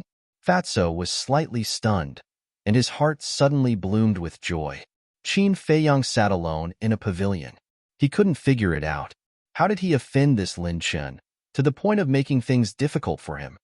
So you're here, Jiang Laoda. Soon, Fatty ran over and said with a sinister smile, You've finally killed Cheng Yi. You must be feeling great right now. Indeed. Qin Feiyang nodded and asked, Did the Hall Master say that he would hold me accountable? No. You're the Pill Palace's most popular person now. How could the Palace Master hold you accountable for a dead person? But Lin Chen was the of the Pill Palace of the Hall of the Hall? Of the Hall of the Palace of the Hall. You didn't see how furious the Palace Master was earlier. If it weren't for the two elders holding him back, Lin Chen would have already gone to see the King of Hell. Fatty said of S. When Luo Xiong flipped out, he hadn't left the Pill Fire Hall, so he heard it. Fatso went to Qin Feiyang and asked sneakily, Jiang Laoda, are you really not going to the Danwang Hall? Yes. Qin Feiyang nodded and said, I want to go to the Martial Emperor Hall now. With my strength, it shouldn't be a problem. What? To the Martial Emperor Hall? Fatso couldn't sit still anymore. Jiang Laoda, to tell you the truth, Lin Chen asked me to persuade you.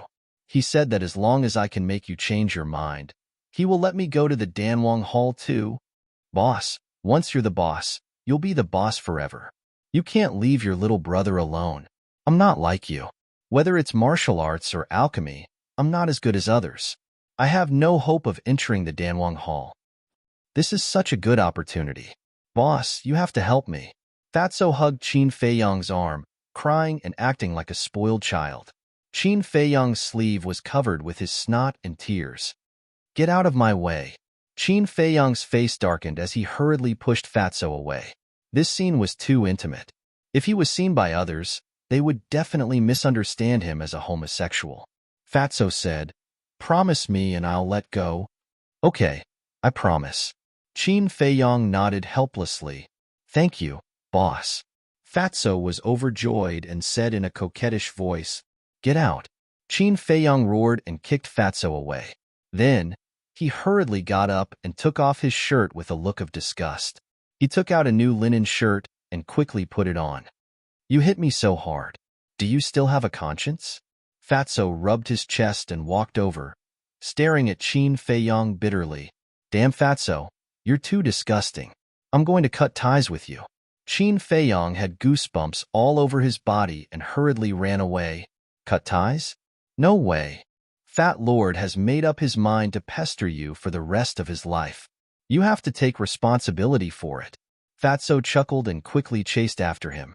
Qin Feiyang felt powerless. Despicable people were probably talking about this kind of person. Fatso ran to Qin Feiyang's side with a wretched face and said, Boss, when are you going to see your fiancé? Fiancé? Qin Feiyang was stunned. Fatso was stunned and asked, Don't you know? Your fiancé also came to Black Bear City. Wait, what do you mean? When did I have a fiancé? Qin Feiyong frowned. Elder Feng's granddaughter. Fatso said. Qin Feiyong was stunned and shook his head, saying, She's not my fiancé. It's just a joke. The fatty said disdainfully, Keep pretending. Everyone in Black Bear City knows about this. I won't talk to you anymore. Lord Fatty will go to the Pill Fire Palace first. Although Lin Shin opened the back door for me, I still have to put on a show. Let's chat again when we have time. Qin Feiyong said, When we go back, don't say that I've already agreed. I'm still thinking about it. I understand. Fatso chuckled and ran toward the Pill Fire Palace. Fiancé. Qin Feiyong shook his head and smiled bitterly. It seemed that this joke had gone too far. After calming himself down, he changed direction and walked toward Luo Xiong's courtyard. Bastard. This is too infuriating. Luo Xiong sat alone on a stone bench, his face full of anger. A moment later, Qin Feiyong came to the door and cupped his hands, saying, Hall Master, I have something to ask of you. Luo Xiong was stunned and hurriedly said, Come in.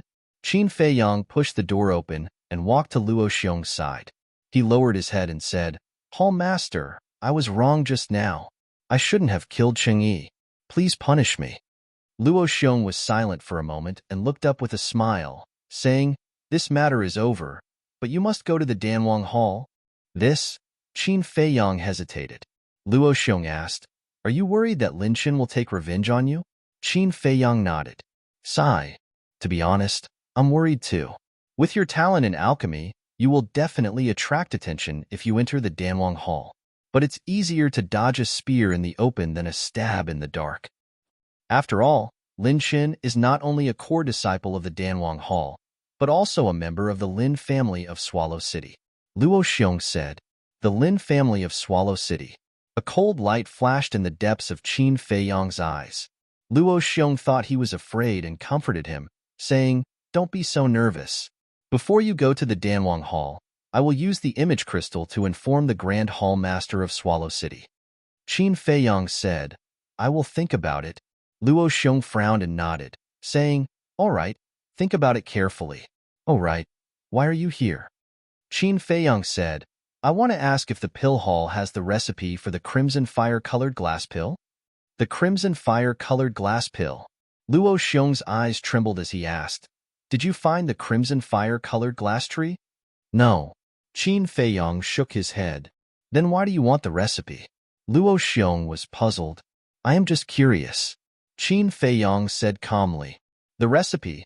Luo Xiong thought for a while and shook his head, saying, Everyone knows how precious the crimson fire-colored glass pill is. Therefore, only the Danwang Hall has the recipe. In that case, I will not disturb you any longer. Qin Feiyong cupped his hands, turned around, and strode out of the courtyard. He was sure that the pill hall had the recipe. He knew what Luo Xiong was thinking. Luo Xiong wanted him to go to the Danwang Hall. Therefore, it was useless to continue. He went to an empty corner and entered the castle. He began to copy the fifth stroke of the Huan character formula. In the evening, the Pill Fire Hall's test was finally over. The remaining 2 spots were taken by Lu Hong and Fatso. This result caused the disciples to be rather shocked. Lu Hong had level 5 mental power, and her talent in alchemy was not bad. It was not strange for her to win a spot. However, Fatso's talent was not good, and he did not work hard. How could he win? However, this was the result announced by Lin Chun himself. Feng Qing and Luo Xiong were supervising, so no one dared to question it. Perhaps this fatty was just like Jiang Haoyan, pretending to be a pig to eat a tiger. After the test ended, the disciples dispersed. The news of Qin Feiyong refining the supreme grade pill spread like wildfire in Black Bear City. So the supreme grade pill was refined by Jiang Haoyan. No wonder Luo Xiong wanted Jiang Haoyan to join the pill hall by hook or by crook. The whole city was in an uproar. All the leaders were shocked. The city lord's mansion. What? The supreme grade pill was refined by this little bastard. The city lord heard the guard's report and stood up with a face of disbelief. This news was spread by the disciples of the pill hall. It can't be fake. A guard knelt on the ground and said respectfully. The city lord clenched his fists. His eyes were filled with killing intent. Bang! At this time, the door was knocked open. Two middle-aged men hurriedly walked in. They were the patriarchs of the Jiang and Mu families. City Lord, you also heard about it. What should we do now? The two walked in front of the city lord and asked in panic, because they were very clear about the value of an alchemist who can refine the supreme grade pill. This kind of person can only be complimented and not offended, but now they offended him, so they must find a way to solve this problem as soon as possible. The city lord said without hesitation, "This kid can't be left alive, otherwise there will be endless trouble." Mujia's lord said, "I also want to kill him because my two sons must have been killed by him, but now he's in the pill hall. We have no chance to do it." Zhang Clan's lord frowned and said, "Mu Fei and Mu Yang may not be killed by Zhang Haoyin. Why don't we apologize to him? Maybe we can save him." "Impossible," the city lord and Mujia's lord said at the same time. Zhang Clan's lord asked, "Then tell me, how can we get rid of him?" "There must be a way." A cold light flashed in the city lord's eyes. He turned his head and looked at the guard next to him. He ordered, "Take some people to monitor the pill hall. Once Zhang Haoyin leaves the pill hall, come back and report immediately." "Yes." The guard nodded and quickly ran out. The city lord looked at Zhang Clan's lord and Mu Yang and comforted them. "Don't worry. Even if there's no chance now, we can do it on their way to Yin City." Mu Jia's lord said, "Then we'll go back and wait for the news." "Okay." The city lord nodded. Chapter 104. Jiang Clanhead was worried all the way. After returning to the Jiang clan, he sat beside the tea table in the meeting hall. The more he thought about it, the more irritated he became. Suddenly, he shouted at the door, "Go and call Jiang Wei and the Great Elder." "Yes." A servant responded respectfully and immediately turned around and ran towards the backyard. After a while, Jiang Wei and the Great Elder came to the meeting hall. Jiang Wei asked, "Father, why did you call us in such a hurry? Did something happen?" The Great Elder was also puzzled. Jiang Clanhead said, "Zhang Haoyin's matter, you all know about it." The two nodded. Jiang Clanhead said, "I just want to see the city lord." The city lord and the Mujia's lord still want to continue to assassinate Zhang Haoyin, but I have some hesitation, so I want to ask your opinion. Do we have any other choice now? The Great Elder asked. Jiang Wei said, "Zhang Haoyin is a vengeful man. We have tried to kill him again and again. I'm afraid he won't let it go." Sigh. Zhang Clanhead sighed deeply. "I understand what you said, but he is now the general trend. If we want to kill him again, it's tantamount to a moth to the flame." Jiang Wei was surprised. "Father, do you want to ask for peace?" Yes. Zhang Clanhead nodded. "No." The Great Elder flatly refused. Zhang Clanhead said, "I know what you hate. Zhang Haoyin caused you to lose your arm. He also killed Zhang San and the others. But have you thought about it? In fact, we have only ourselves to blame." The Great Elder was silent. "We are different from the Mujia and the Ling clan. They have no backing behind them. They can only rely on the city lord. But behind the Jiang clan, there is still my second brother. Although he can't be relied on usually, but when the fate of the clan is at stake, he will certainly not sit back and do nothing. So from the beginning, we shouldn't have been in cahoots with the city lord." Jiang Clanhead's face was full of regret. The second brother he mentioned is Luo Qingzhu's father, the chief pavilion lord of the Yin County Treasure Pavilion. Jiang Wei asked, "So what is it now? Or is it a mistake?" "We can't continue to make mistakes." Patriarch Jiang shook his head. His eyes flashed as he said, "I've decided to ask for peace." The Grand Elder said in a low voice, "Even if we take the initiative to ask for peace, Zhang Haoyin might not agree." "No, as long as we show our sincerity, he will definitely nod his head. After all, his relationship with Qingzhu is not shallow. The most important thing is that he can refine top-quality pills now. In the future, he will definitely have great achievements. In addition to his relationship with Qingzhu, maybe when the time comes, we can use this relationship to resolve the conflict between me and second brother." Patriarch Jiang said.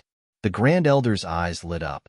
Patriarch Zhang looked at the Grand Elder and asked, "What do you think?" The great clan elder muttered to himself for a moment before letting out a long sigh. "As long as it can alleviate the conflict between us and second brother, lowering our heads and begging for peace is worth it."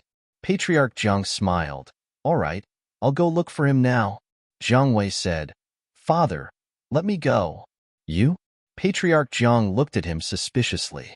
Zhang Wei patted his chest and said solemnly, "I promise to complete the mission." The Grand Elder smiled. "Just let him go. After all, they are all young people. There is no generation gap.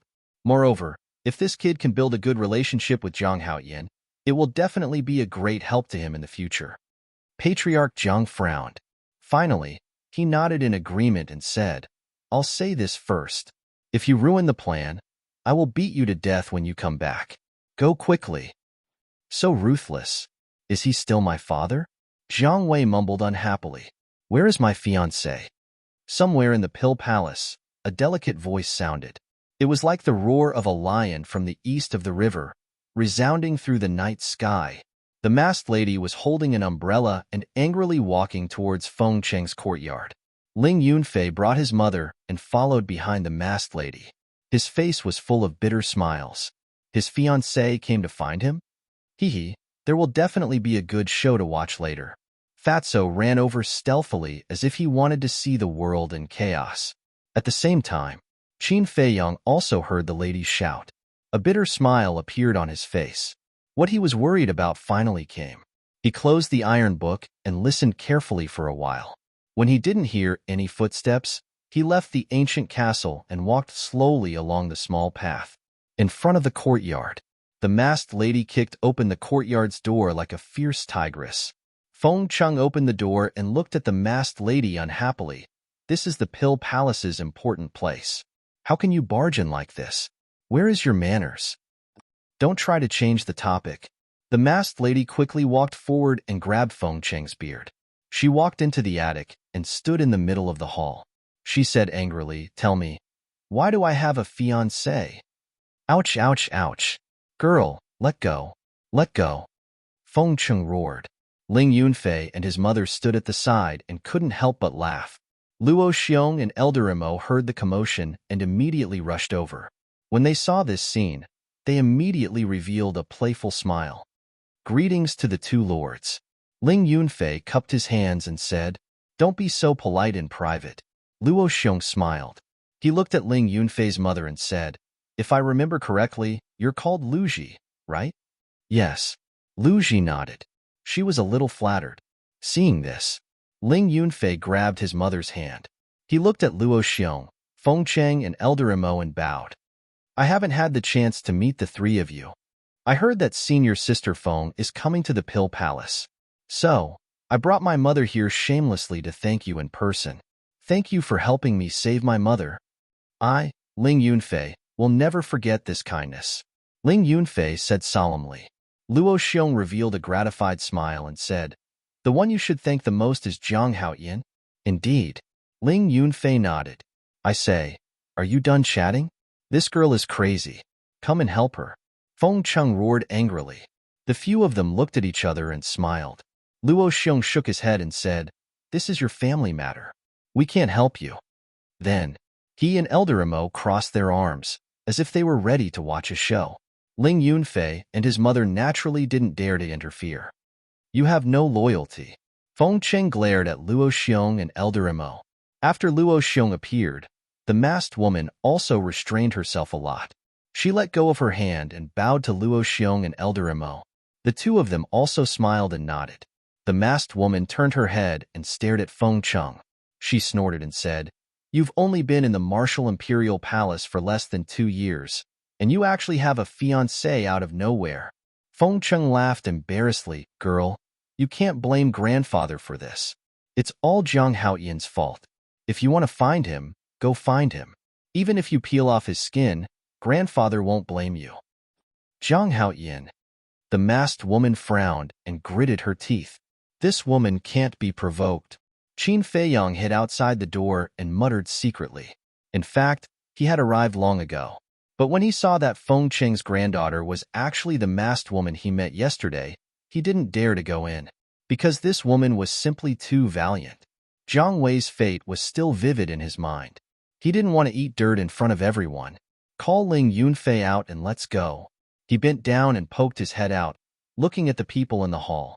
At this time, Fatso sneaked into the courtyard like a thief. Seeing Qin Feiyang acting sneakily at the door, his eyes brightened. He quietly walked over to Qin Feiyang's back and stuck his head out to look inside. So many people? He scratched his head and patted Qin Feiyang's shoulder. He asked, "What are you doing hiding here? Don't you want to go in and see your fiancé?" Qin Feiyang's body stiffened.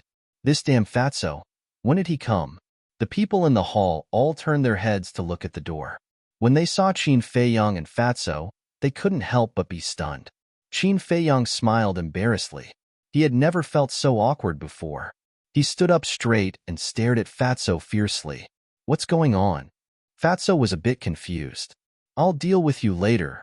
Qin Feiyang snorted coldly. He turned around and walked into the hall. He smiled and said, That. Hello everyone. We're very good." Luo Xiong nodded. There was a trace of an evil smile on his face, as if he was saying, "Kid, you're in big trouble this time." Qin Feiyang's smile froze, but it instantly recovered. He turned his head to look at the masked woman. His eyes met with that pair of cold eyes. His body tensed up. He smiled embarrassedly and said, "Miss, this is a misunderstanding. Let me explain." Without waiting for him to finish, the masked woman said, "There's nothing to explain. If I didn't remember wrongly, the pill hall has a pig cage, right? Go to the pig cage and stay there for a few days." After saying that, she took a step forward and instantly landed in front of Qin Feiyang. She reached out her hand and grabbed towards Qin Feiyang's shoulder. "She's indeed a difficult woman," Qin Feiyang mumbled. He used the shifting smoke steps without hesitation and quickly retreated. He didn't want to go to the pig cage. Seeing Qin Feiyang dodging, the masked woman was surprised. "You have some skills, but you don't have the ability to escape from me." The masked woman smiled coldly. She caught up with Qin Feiyang in one step. Her hand reached out like lightning and grabbed his wrist. Her 5 fingers were like jade. Her skin was like cream. It gave Qin Feiyang a very comfortable feeling. But at this moment, he didn't have the mood to feel it. He smiled and said, "Miss, men and women shouldn't touch each other. Aren't you my fiancé? Does it matter?" The masked woman smiled playfully. Qin Feiyang hurriedly said, "This is really a misunderstanding. Ling Er, it's really you." However, at this time, a pleasantly surprised voice came from outside the door. Everyone looked over and saw Lin Chun running over in large strides. Qin Feiyang was surprised. When he saw Lin Chun, he actually felt that the masked woman's arm was slightly stiff. Could it be that the two know each other? Qin Feiyang mumbled. Lin Chun ran into the hall and saw that the woman was actually grabbing onto Qin Feiyang's hand. A hint of ruthlessness flashed across his eyes. This time, Qin Feiyang clearly caught it. He suddenly came to a realization. If he didn't guess wrong, Lin Chun definitely liked this tigress. Therefore, when he heard those rumors, Lin Chun regarded him as a love rival and targeted him everywhere.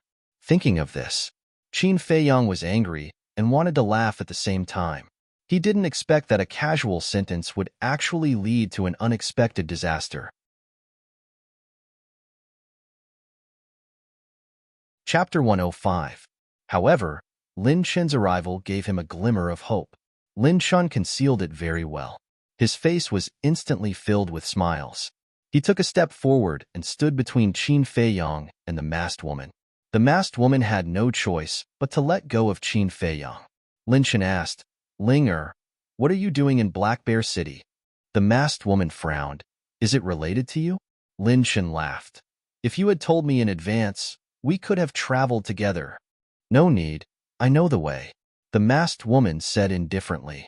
It was obvious that she didn't like this person, but Lin Chun didn't mind at all and laughed. "How about we return to Yen City together tomorrow?" "We'll talk about it tomorrow," the masked woman said coldly. During the conversation, Qin Feiyang gave a look to Ling Yunfei and Fatso. The two of them understood. Thus, the few of them sneaked away. But just as Qin Feiyang stepped out of the door, the masked woman noticed and shouted, "Zhang Haoyin, where do you want to go?" "You guys chat. I still have things to do. So I'll be leaving first," Qin Feiyang said without turning his head, then used Luo Yin's steps and ran outside as if he was running for his life. "Bastard, stop right there," the masked woman shouted and was about to give chase. But at this time, Lin Chen's eyes flashed. He stood in front of her and laughed. "Ling this is my first time in Black Bear City. I'm unfamiliar with this place. You grew up here, so you must be very familiar with this place. Why don't you take me around?" Ling Yunfei looked at Lin Chen, then turned to look at Luo Xiong and the other two, cupping his hands and saying, "Three seniors, this junior will also take his leave." Fatso followed. "This disciple will not disturb you any longer." Then, Ling Yunfei brought his mother and Fatso and quickly left the courtyard, chasing after Qin Feiyang. The masked woman frowned and wanted to go around Lin Chun, but Lin Chun stood in front of her and laughed. "Ling let's go for a walk." This time, the masked woman was furious and shouted, "Walk your sister. Can't you see that it's raining outside? If you want to go shopping, you can go by yourself." Lin Chun smiled. "Walking in the rain is more romantic. Who wants to be romantic with you?" The masked woman cursed angrily. What the hell? Why was she so unlucky to run into this idiot? Beside him, Feng Cheng was also frowning. He appeared to be in a bad mood. Luo Xiong and Elder Imo looked at each other and remained silent. However, there was a playful look in his eyes. On the small path, looking around, Fatso chuckled. "Zhang Lauda is really lucky to find such a ferocious fiancé. I'm really worried for him in the future." "You're gloating." Ling Yunfei rolled his eyes and shook his head. "However, this woman is indeed not someone an ordinary man can handle. Yunfei, you can't talk about him like that. After all, Miss Ling is your senior. In the future, you'll have to rely on her to take care of you in Danwang Hall. What's more, Miss Ling only has a bad temper. She's still quite kind." Ling Yunfei's mother reprimanded. "You're right, mother." Ling Yunfei hurriedly nodded. "I'm here." At this moment, Qin Feiyang's voice suddenly sounded. Fatso and the other two turned around and couldn't help but laugh. They saw Qin Feiyang hiding behind a small tree, looking behind the three of them. His whole body was already drenched. Ling Yunfei shook his head. "Don't look. She was stopped by Lin Chun and didn't chase after us." Phew. Qin Feiyang let out a long breath and walked out from behind the small tree.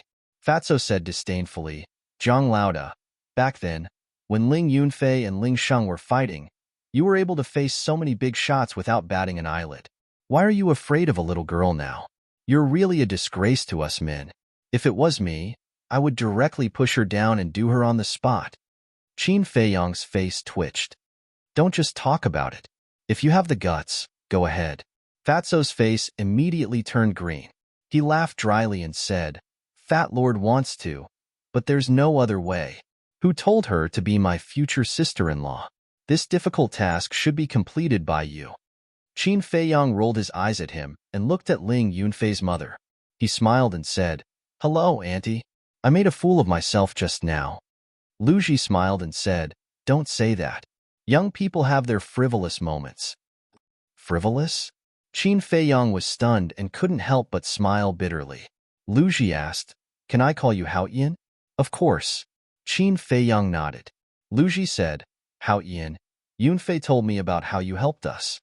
I'm really grateful to you. It's Yunfei's greatest fortune to be able to meet a friend like you." Qin Feiyang smiled and said, "Auntie, you're too serious. It's just a small matter."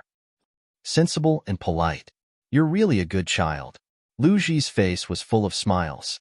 She liked Qin Feiyang very much.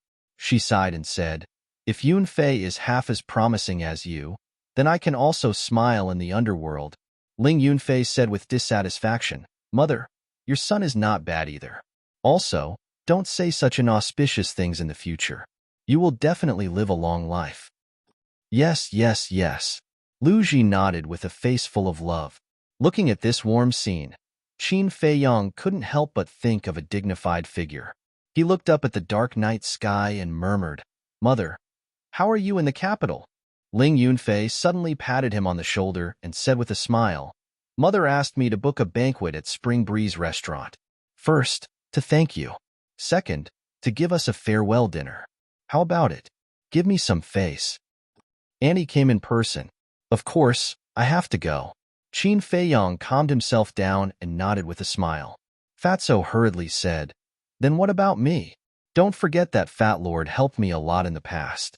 Ling Yunfei shook his head and said with a smile, I won't forget you. I will definitely have a few drinks with you later. I will accompany you to the end. Fatso chuckled. The four of them held 2 umbrellas and left the Pill Palace while chatting and laughing. In the rainy night, 2 black figures were sneakily following behind the 4 of them. However, there was another person behind the 2 black figures. He was wearing a cloak and a black mask on his face. His face couldn't be seen clearly. Fatso frowned and said in a low voice, Zhang Haoyin, Ling Yunfei, do you feel it? Yes. The 2 of them replied and secretly glanced behind them. There was actually someone on the street in such a heavy rain. Moreover, he was following behind them. No matter how they looked at it, it didn't seem normal. What's wrong? Lu Ji was puzzled and turned to look. Ling Yunfei hurriedly pulled her and said with a smile, Mother, it's nothing. Let's go. After saying that, he gave Qin Feiyong and Fatso a look. The 2 of them nodded. Ling Yunfei did this because he didn't want his mother to worry. After a while, the 4 of them finally arrived at Spring Wind Restaurant. This was the largest, most luxurious, and most high-class restaurant in Black Bear City. Of course, the cost was also the highest. The people who came in and out were basically the children of wealthy families. Now, Qin Feiyong and the other 2 were also considered famous people in Black Bear City. When the restaurant waiter saw them, he immediately greeted them warmly and said with a smile, The 4 of you, please come in. Ling Yunfei asked, Where is the private room I booked? The waiter smiled and said, It's on the 2nd floor. Give me the umbrella first. Qin Feiyong and Fatso kept the umbrella and passed it to the waiter. At the same time, Qin Feiyong turned his head and looked outside. He saw the 2 black shadows standing across the street, looking at them. Seeing him look, the 2 hurriedly turned their heads and walked forward. Qin Feiyong raised the corner of his mouth and a cold light flashed through his eyes. After the waiter put the umbrella on a shelf outside the door, he ran in and led the 4 of them to the 2nd floor and into a private room. At the same time, the 2 black shadows turned back and stood outside the door of Spring Wind Restaurant, looking up at the 2nd floor. They were 2 big men, about 40 years old. Their bodies were very sturdy, and there was a scar on their face, which looked a little hideous and scary. A waiter at the counter saw the 2 of them and came forward with a puzzled look, asking, The 2 of you, would you like to eat? The 2 of them retracted their gaze, ignored the waiter, and turned away. It's really strange. The shop assistant was taken aback. He scratched his head and mumbled before continuing to work. Inside the private room, Qin Feiyong glanced around. The decoration here was quite luxurious and the space was very large. Not only was there a restaurant, but there was also a separate tea room. The waiter asked, What would you like to order? Ling Yunfei said, Give me one of your special dishes, 3 bottles of wine, and a glass of juice. Okay, the waiter shouted, turned around and walked out of the private room and closed the door. At this time, the masked man, after taking off his cloak, also walked into Spring Wind Restaurant. Why are there so many strange people today? The waiter behind the counter saw the masked man, frowned slightly, and asked, Sir, do you have a reservation? I have an appointment with someone, the masked man said. The waiter said, What's the number of the private room? I'll take you up. No, I can go up by myself. The masked man waved his hand and went straight to the 2nd floor. He came to Qin Feiyong's private room and directly pushed the door open. Immediately, 3 cold gazes landed on him. The masked man felt a chill on his back. After closing the door, he hurriedly turned around and saw Qin Feiyong and the other 2 standing in front of him, their eyes all flashing with cold light. He looked at Qin Feiyong and waved his hand. Don't do it, it's me. Huh, why does this voice sound familiar? Qin Feiyong and the other 2 looked at each other with a trace of doubt on their faces. The masked man took off the black mask on his face, revealing a familiar face. It was Jiang Wei. Ling Yunfei frowned and said, "Why are you following us sneakily?" Fatty shouted, "Tell me, is there some kind of scheme or something? Let me tell you, Fat Lord is not to be trifled with." "No, no, no." Jiang Wei waved his hand and smiled flatteringly. "If I have any conspiracy, I won't break in directly. In fact, I have something to discuss with my brother." Fatso was stunned and wondered, "Who is your brother?" "Zhang Haoyin." Jiang Wei chuckled. Fatso said in surprise, "Ah, you're actually half-brothers? Stop talking nonsense." Qin Feiyang rolled his eyes at him and said to Ling Yunfei in a low voice, "It's a bit strange tonight. Take your mother out and arrange another private room. It's best if it's far away from here so that she won't be frightened." "Okay." Ling Yunfei nodded and turned to whisper a few words to Lu Ji. Lu Ji looked at them in confusion and didn't say anything.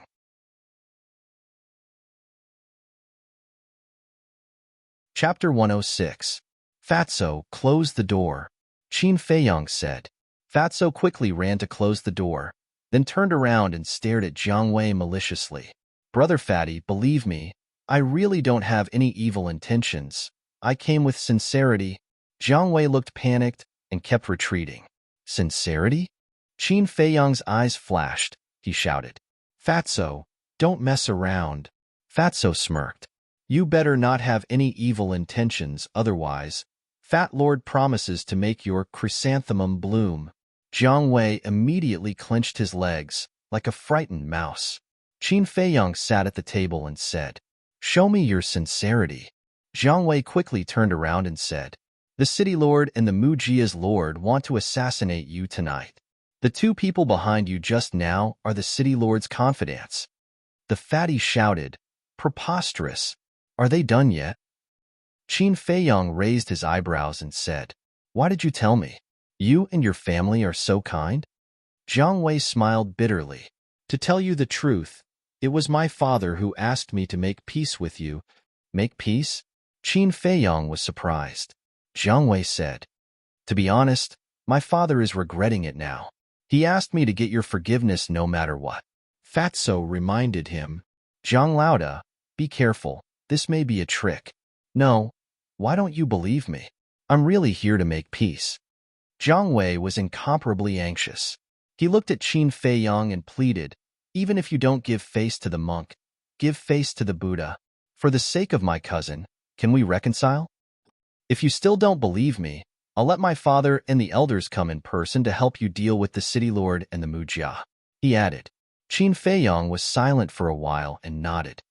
"Okay, I'll believe you this time." Jiang Wei breathed a sigh of relief. Qin Feiyang lowered his head and pondered. Although he was about to leave Black Bear City, he had to get rid of this city lord. Otherwise, the consequences would be endless. Originally, he was still worried that he wouldn't be able to find an opportunity. However, he didn't expect that the Jiang family would help him. However, they still needed a perfect plan. Because there was only one chance, failure was not an option. Suddenly, he noticed that there was a window to the side and behind him. He got up, walked to the window, and gently pushed it open. Torrential rain poured down, and a cool breeze blew against his face. Qin Feiyang craned his neck to take a look. Below him was a very narrow alley. This was the back alley of the restaurant. Not to mention a rainstorm, even if it was a sunny day, very few people would come here. Looking down at the alley, Qin Feiyang's eyes flashed. He turned to look at Fatso and spoke in a deep voice, "Do me a favor. Go and look for the Hall Master, Martial Arts Hall Master, and Treasure Pavilion Master immediately. Tell them that I invited them to watch a good show. Remember, don't let anyone see it." "All right." Fatso nodded, jumped down from the window, landed in the alley, and quickly disappeared into the rainy night. "What do you want to do?" Jiang Wei was surprised. "What?" Qin Feiyang smiled coldly and said, "Tonight, I want to eliminate all these hidden dangers." Jiang Wei's eyes lit up. This was a good opportunity. Now, the Ling family had been destroyed. If the Mu family was also destroyed tonight, then wouldn't Black Bear City be the world of the Jiang family? "I'll go back first." After saying that, Jiang Wei also left the alley. At this time, Ling Yunfei entered the private room and asked doubtfully, "Where's Jiang Wei? What is he doing here?" "Let's talk about it later. Go and follow him first. See if he really went back to the Jiang family. Go down from here." Qin Feiyong pointed to the window. Ling Yunfei was stunned and quickly jumped down from the window and ran in the direction of the Jiang family. Dong dong. At this time, there was a knock on the door. "Who is it?" Qin Feiyong frowned. "Young Master Jiang, it's me. I'm here to deliver wine and food." The waiter's voice came from outside. "Send it to another private room," Qin Feiyong said. "Okay," the waiter replied. "Wait a minute," Qin Feiyong suddenly said. "Young master, do you have any other orders?" the waiter asked. Qin Feiyong got up and opened the door. The waiter was standing outside the door with a tray. Qin Feiyong went out and took the 3 pots of wine on the tray. He smiled and said, "You can go now. By the way, don't disturb us without my orders." "Yes," the waiter respectfully responded and turned to leave. Qin Feiyong returned to the private room, closed the door and windows, put the 3 pots of wine on the table, and took out the chinquin bag. With a wave of his hand, the corpses of 2 beasts suddenly appeared on the ground.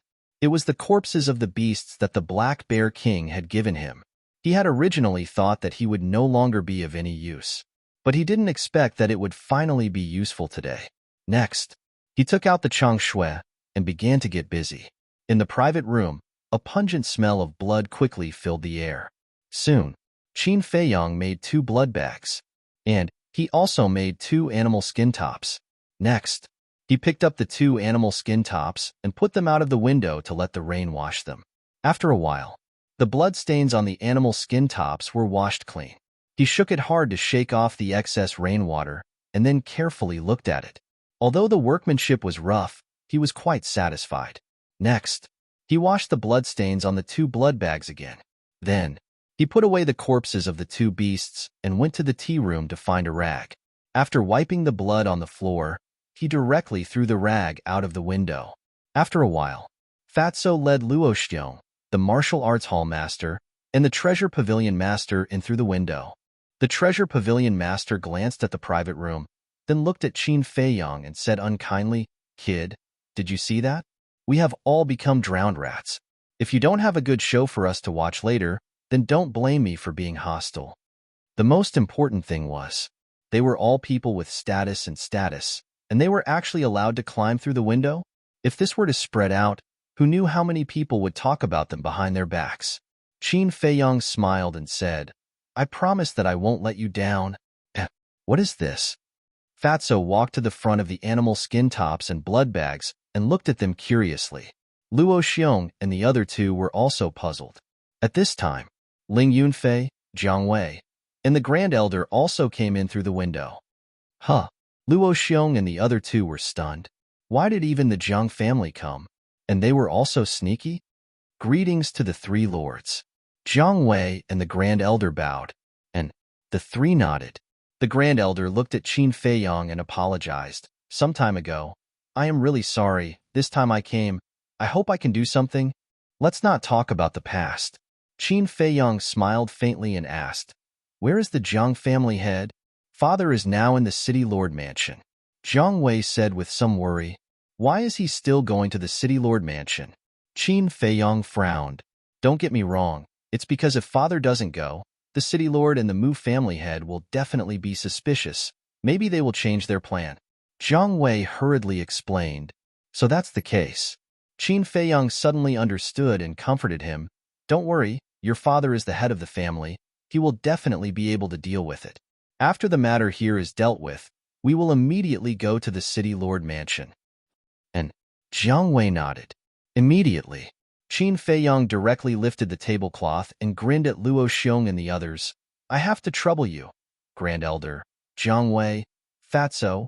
You have to hide inside." "What? You want us to hide under the table?" "Boy, don't push your luck. I'm telling you." Luo Xiong's face turned black on the spot. "I have no choice. Although this place is big, the only place to hide people is under the table." Qin Feiyong smiled bitterly. Knock knock. At this time, there was another knock on the door. Qin Feiyang made a silent gesture to Luo Xiong and the others. Seeing this, Luo Xiong and the others also frowned and looked at the door. The whole room was dead silent in an instant. Qin Feiyang asked, "Who is it?" "Lord, we are here to deliver wine." A strange voice sounded outside. And Qin Feiyang raised his eyebrows. Before, he clearly told the waiter not to disturb him. And the wine had already been delivered. What wine was there to deliver? Something was wrong. Qin Feiyang's heart sank and said, "You may have made a mistake. Our wine has been delivered." The man outside said, "It's like this. Our shopkeeper said that you are honored guests and asked us to send a few more pots." "Do you charge?" Qin Feiyang asked. The man outside replied, "The shopkeeper said that it is free of charge." "Honored guests? Free?" Qin Feiyang frowned. Originally, he thought that it was someone from the city lord's mansion. But when he heard that the wine was sent by the shopkeeper, he was a little confused.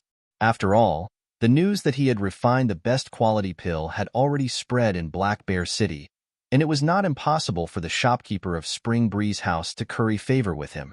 Whether it's true or not, it's always right to take precautions. Qin Feiyang muttered and said to the door, "Wait a moment." He looked at Luo Xiong and the others and whispered, "There's no time. You guys hide inside. Bastard, I'll deal with you later." Luo Xiong glared at him fiercely and crawled under the table. The martial arts hall master, treasure pavilion master, Jiang Wei, the Grand Elder, and Fatso all followed. Fortunately, the table was big enough, or there would not be enough space. After putting down the tablecloth, Qin Feiyang took off his shirt and said to Ling Yunfei, "Quickly put on the beast skin clothes and put the blood bag on your heart." Ling Yunfei's mind was full of doubts, but he did not ask anything and quickly took off his clothes. After putting on the beast skin clothes, the two of them put on their clothes again and put the blood bag on their heart. After doing all this, Qin Feiyang whispered a few words in Ling Yunfei's ear. Ling Yunfei's eyes suddenly became cold, but he immediately covered it up. Then, the two of them sat at the table and each picked up a wine pot. Qin Feiyang said lightly, "Come in." The door was immediately pushed open. 3 waiters walked in one after another. Each of them carried a tray with 3 pots of wine on it. And, seeing that there was only Qin Feiyang and Ling Yunfei in the private room, the 3 of them were slightly stunned. One of them asked, "Young Master Ling, where's your mother? And where's that fat lord? Why don't I see them?" Qin Feiyang and Luo Xiong shuddered. As a waiter of a restaurant, it was impossible for him to ask such a question in front of an important guest. Ling Yunfei smiled calmly. "They have something to do and went out." "Oh right, why haven't I seen you before? Are you new here?" One of them smiled. "Yes, we just arrived yesterday." Hearing this answer, the 2 of them immediately knew.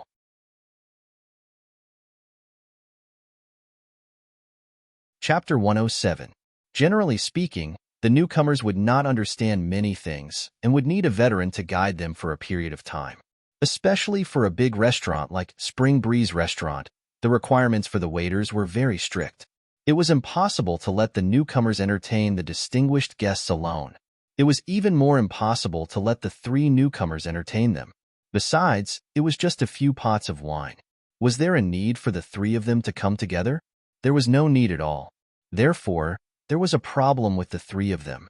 The 3 of them carried the tray and strode to the dining table. After putting the tray on the table, the 3 of them looked at each other with murderous intent in their eyes. But at this moment, Qin Feiyang's finger moved slightly and knocked over the wine pot, causing it to roll on the ground. The floor was covered with carpet, so the wine pot did not break. Seeing this, the 3 of them came over to help pick it up. Qin Feiyang smiled faintly and said, "It's okay. I can pick it up myself." He bent down and lifted the tablecloth so that he was face to face with Luo Xiong. He whispered, "No matter what happens later, don't come out." His voice was so soft that only Luo Xiong could hear it. After finishing his words, Qin Feiyang grabbed the wine pot, put down the tablecloth, and sat up. At this moment, 2 of them abruptly leapt up. "What are you doing?" Qin Feiyang and Luo Xiong were shocked and angry. The 2 of them did not say a word, but a cruel smile appeared on their faces. They stretched out their arms. True qi surged in their palms. They slapped at Qin Feiyang and Luo Xiong. Damn it! Qin Feiyang and Luo Xiong roared and hurriedly got up to escape. Just as they got up, the two of them slapped at their chest.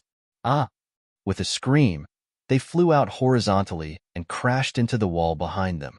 Bang! A big hole appeared in the wall. Like two meteorites, they fell into the alley. Hearing the commotion, the martial arts hall panicked and was about to rush out. Luo Xiong grabbed him and shook his head. He also signaled to the others not to go out. The three waiters walked to the hole and looked down. They saw Qin Feiyang and Luo Xiong with their eyes closed and blood spurting out from their chest. At this moment, they looked like two bloody men. Even the puddles around them were dyed red. Dud. At this moment, the sound of messy footsteps could be heard. It was obvious that the noise just now had alarmed the people of Spring Wind House. The three assistants looked at each other and jumped down from the hole, quickly disappearing into the rainy night. Dong! A series of urgent knocks sounded on the door. Young Master Jiang, what happened? Young Master Jiang, are you there? If you don't answer, we're going to knock the door down. With a bang, the door was knocked open and 6 workers swarmed in. How could this be? Seeing the blood all over the floor and the big hole in the wall, all 6 of them turned pale. Cough. Suddenly, 2 coughs came from the alley. The 6 of them hurriedly ran over, and when they lowered their heads to take a look, their bodies trembled. The waiter who served Qin Feiyang and Ling Yun jumped down and landed beside Qin Feiyang and Ling Yun, asking anxiously, Young Master Jiang, Young Master Ling, are you all right? Qin Feiyang opened his eyes and shook his head. I'm fine. Ling Yunfei also opened his eyes. The two of them weren't putting on an act. They were seriously injured. They were really unconscious just now, but now was not the time to recuperate. After paying such a big price, it would be a waste if they did not bring down the city lord. Qin Feiyang stood up and shouted, Hall Master, you can come out now. Luo Xiong and his group immediately came out from under the table and jumped beside Qin Feiyang and Ling Yun. Caught off guard, the 6 workers knelt on the spot. Luo Xiong's face darkened. He was about to reprimand Qin Feiyang and Ling Yun when Qin Feiyang spoke first. Hall Master, you can reprimand us later.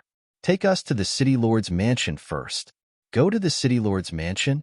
Luo Xiong and the others frowned. Fatso, you stay behind to deal with the aftermath. Jiang Wei, Grand Elder, you don't need to go either. I will bring Patriarch Jiang back. Hall Master, hurry up. I will explain to you on the way. Qin Feiyang urged. Let's go. Luo Xiong grabbed Qin Feiyang and shouted in a low voice. His feet didn't touch the ground as he rushed towards the City Lord's mansion. The martial arts hall master grabbed Ling Yunfei. The owner of the precious treasure pavilion followed closely beside them and asked, What is going on? Qin Feiyang said in a deep voice, Ling Yunfei and I were killed several times because of the City Lord, the Mu clan, and the Jiang clan, including this assassination. The martial arts hall master said, So, the 3 people just now are also the culprits? Qin Feiyang nodded. Yes, they are the City Lord's confidants. Luo Xiong asked, What about the Jiang clan? I don't know. Maybe they found their conscience, or maybe they are afraid, so they took the initiative to apologize to me. But this time, it is all thanks to them. Qin Feiyang immediately narrated the entire matter in a clear and simple manner. Damn it! Such a despicable person is not worthy of being the city lord. Hearing this, Luo Xiong and the martial arts hall master were furious on the spot. The treasure pavilion master sighed. In fact, I already know that the city lord is a villain, but I didn't expect it to be so bad. But this time, you are really too reckless. Since the Jiang clan has already realized their mistake, why don't you just let them testify? No. If we do this, with the despicable character of the city lord, he will definitely bite the Jiang clan. Coupled with the help of the Mu clan, no one will believe the Jiang clan's words. Instead, it will put us in an awkward position. So, we must catch them red-handed and let the city lord and the Mu clan's lord have nothing to say. As for the mess, to be honest, this time I really didn't mess around. Look at this carefully. Qin Feiyang took out the broken blood bag and handed it to the treasure pavilion master. It's actually the skin of a martial ancestor-level beast. The treasure pavilion master took a closer look and was shocked. I see. There are 2 layers of beast skin in the blood bag, plus the beast skin jacket. A total of 3 layers. The defensive power of 3 layers of beast skin can indeed block the full blow of a martial ancestor, but it's still too dangerous. In the future, don't do this kind of thing again. Luo Xiong reprimanded. Qin Feiyang and the treasure pavilion master smiled bitterly. If it's not a last resort, who would joke with their life? They are right in front. The martial hall master suddenly said. They raised their heads and saw the 3 workers running as fast as lightning in the rain. The direction they are going is the city lord's mansion. Qin Feiyang whispered. Don't follow too closely, lest they find out. We are also Battle King Realm warriors. Can't you have some confidence in us? Luo Xiong and the other 2 rolled their eyes. This brat is looking down on us too much. After 100 breaths, the 3 men entered the city lord's mansion. Qin Feiyang originally thought that Luo Xiong and the other 2 would climb over the wall and sneak in, but they didn't. Old Pei, help me take care of Yunfei. After handing Ling Yunfei over to the pavilion master of the precious treasure pavilion, the martial arts hall master's speed suddenly increased. Like a specter, he swiftly ran over and knocked out the 4 guards at the entrance before they could even react. Following that, he barged into the city lord's mansion with great fanfare. Wherever it passed, the guards fell one after another, not even making the slightest sound. Qin Feiyang and Ling Yunfei looked at each other and could see a trace of desire in each other's eyes. If they were Battle King, would they need to work so hard? They would directly charge into the city lord's mansion. Who would dare to block their way? Luo Xiong laughed. Don't be envious with your talent. Becoming Battle King is only a matter of time. 10 breaths later, a dazzling hall entered their line of sight. That was the city lord's mansion's assembly hall. On both sides of the door, there were 2 guards guarding it. After exchanging a few words with the 2 guards, the 3 workers walked in. This time, they didn't break in directly. Instead, they went to the left side of the assembly hall and hid under a window. Qin Feiyang's heart moved and he whispered, Hall Master, did you bring the image crystal? I left in a hurry just now and forgot to bring it. Luo Xiong shook his head. I brought it. The martial hall master whispered. Qin Feiyang said, then quickly turn on the image crystal and record their conversation. The image crystal could not only transmit sound from 1,000 miles away, but it could also record the conversation or images. Back in Iron Ox Town, Lin Yi's father opened a crystal in a secret room. Lin Han's phantasm immediately appeared, and the 2 talked across the air. That crystal was the image crystal. However, the image crystal was very expensive, and ordinary people couldn't afford it. Moreover, small cities like Black Bear City didn't sell it. If people here wanted it, they had to go to Yin City or Star Moon City to buy it. As for the Lin family in Iron Ox Town, it was naturally given by the Lin family in Yin City. In the assembly hall, the city lord sat on the main seat at the top. Mu clan head and Jiang clan head sat side by side below. The 3 men were kneeling in the center of the assembly hall at this moment. The city lord looked at the 3 and asked, Did you kill them? Yes. The 3 nodded. Are you sure? The city lord frowned. At that time, they didn't take any precautions at all. We attacked with all our strength and directly slapped their hearts. When we went to see them, not only were they dead, but their hearts were also spurting blood. Their hearts must have been broken. So, we are sure that Zhang Haoyan and Ling Yunfei are dead. The 3 of them vowed solemnly. Haha, 2 little beasts, you really don't know what's good for you. How dare you go against this city lord? Don't you think about who is the emperor in Black Bear City? No one who offends me has a good end. You did a very good job.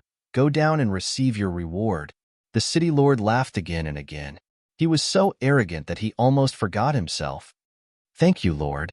The 3 bowed and retreated. The Mu clan head also smiled and was very happy. The Jiang clan head frowned and got up. City Lord, when Luo Xiong receives the news, I'm afraid he won't let it go. So what? Even if they guess that I did it, without evidence, would they dare to come to the city lord's mansion to make trouble? However, I really hope they can come and make trouble. because in this way, I can report them to Yin Wang, saying that they gathered people to make trouble, slandered me, and despised the royal power. At that time, Humph, I'm afraid they will have to get out of Black Bear City. The city lord snorted. His face was full of contempt. But before his voice fell, a sneer came from outside the window next to him. Lord, did you hear that? If we didn't hold back, we would have been bitten by him now. Who? Get out of here. You're tuning in to the Warrior Lore YouTube channel. Don't forget to subscribe and join us on this journey to catch the most captivating stories.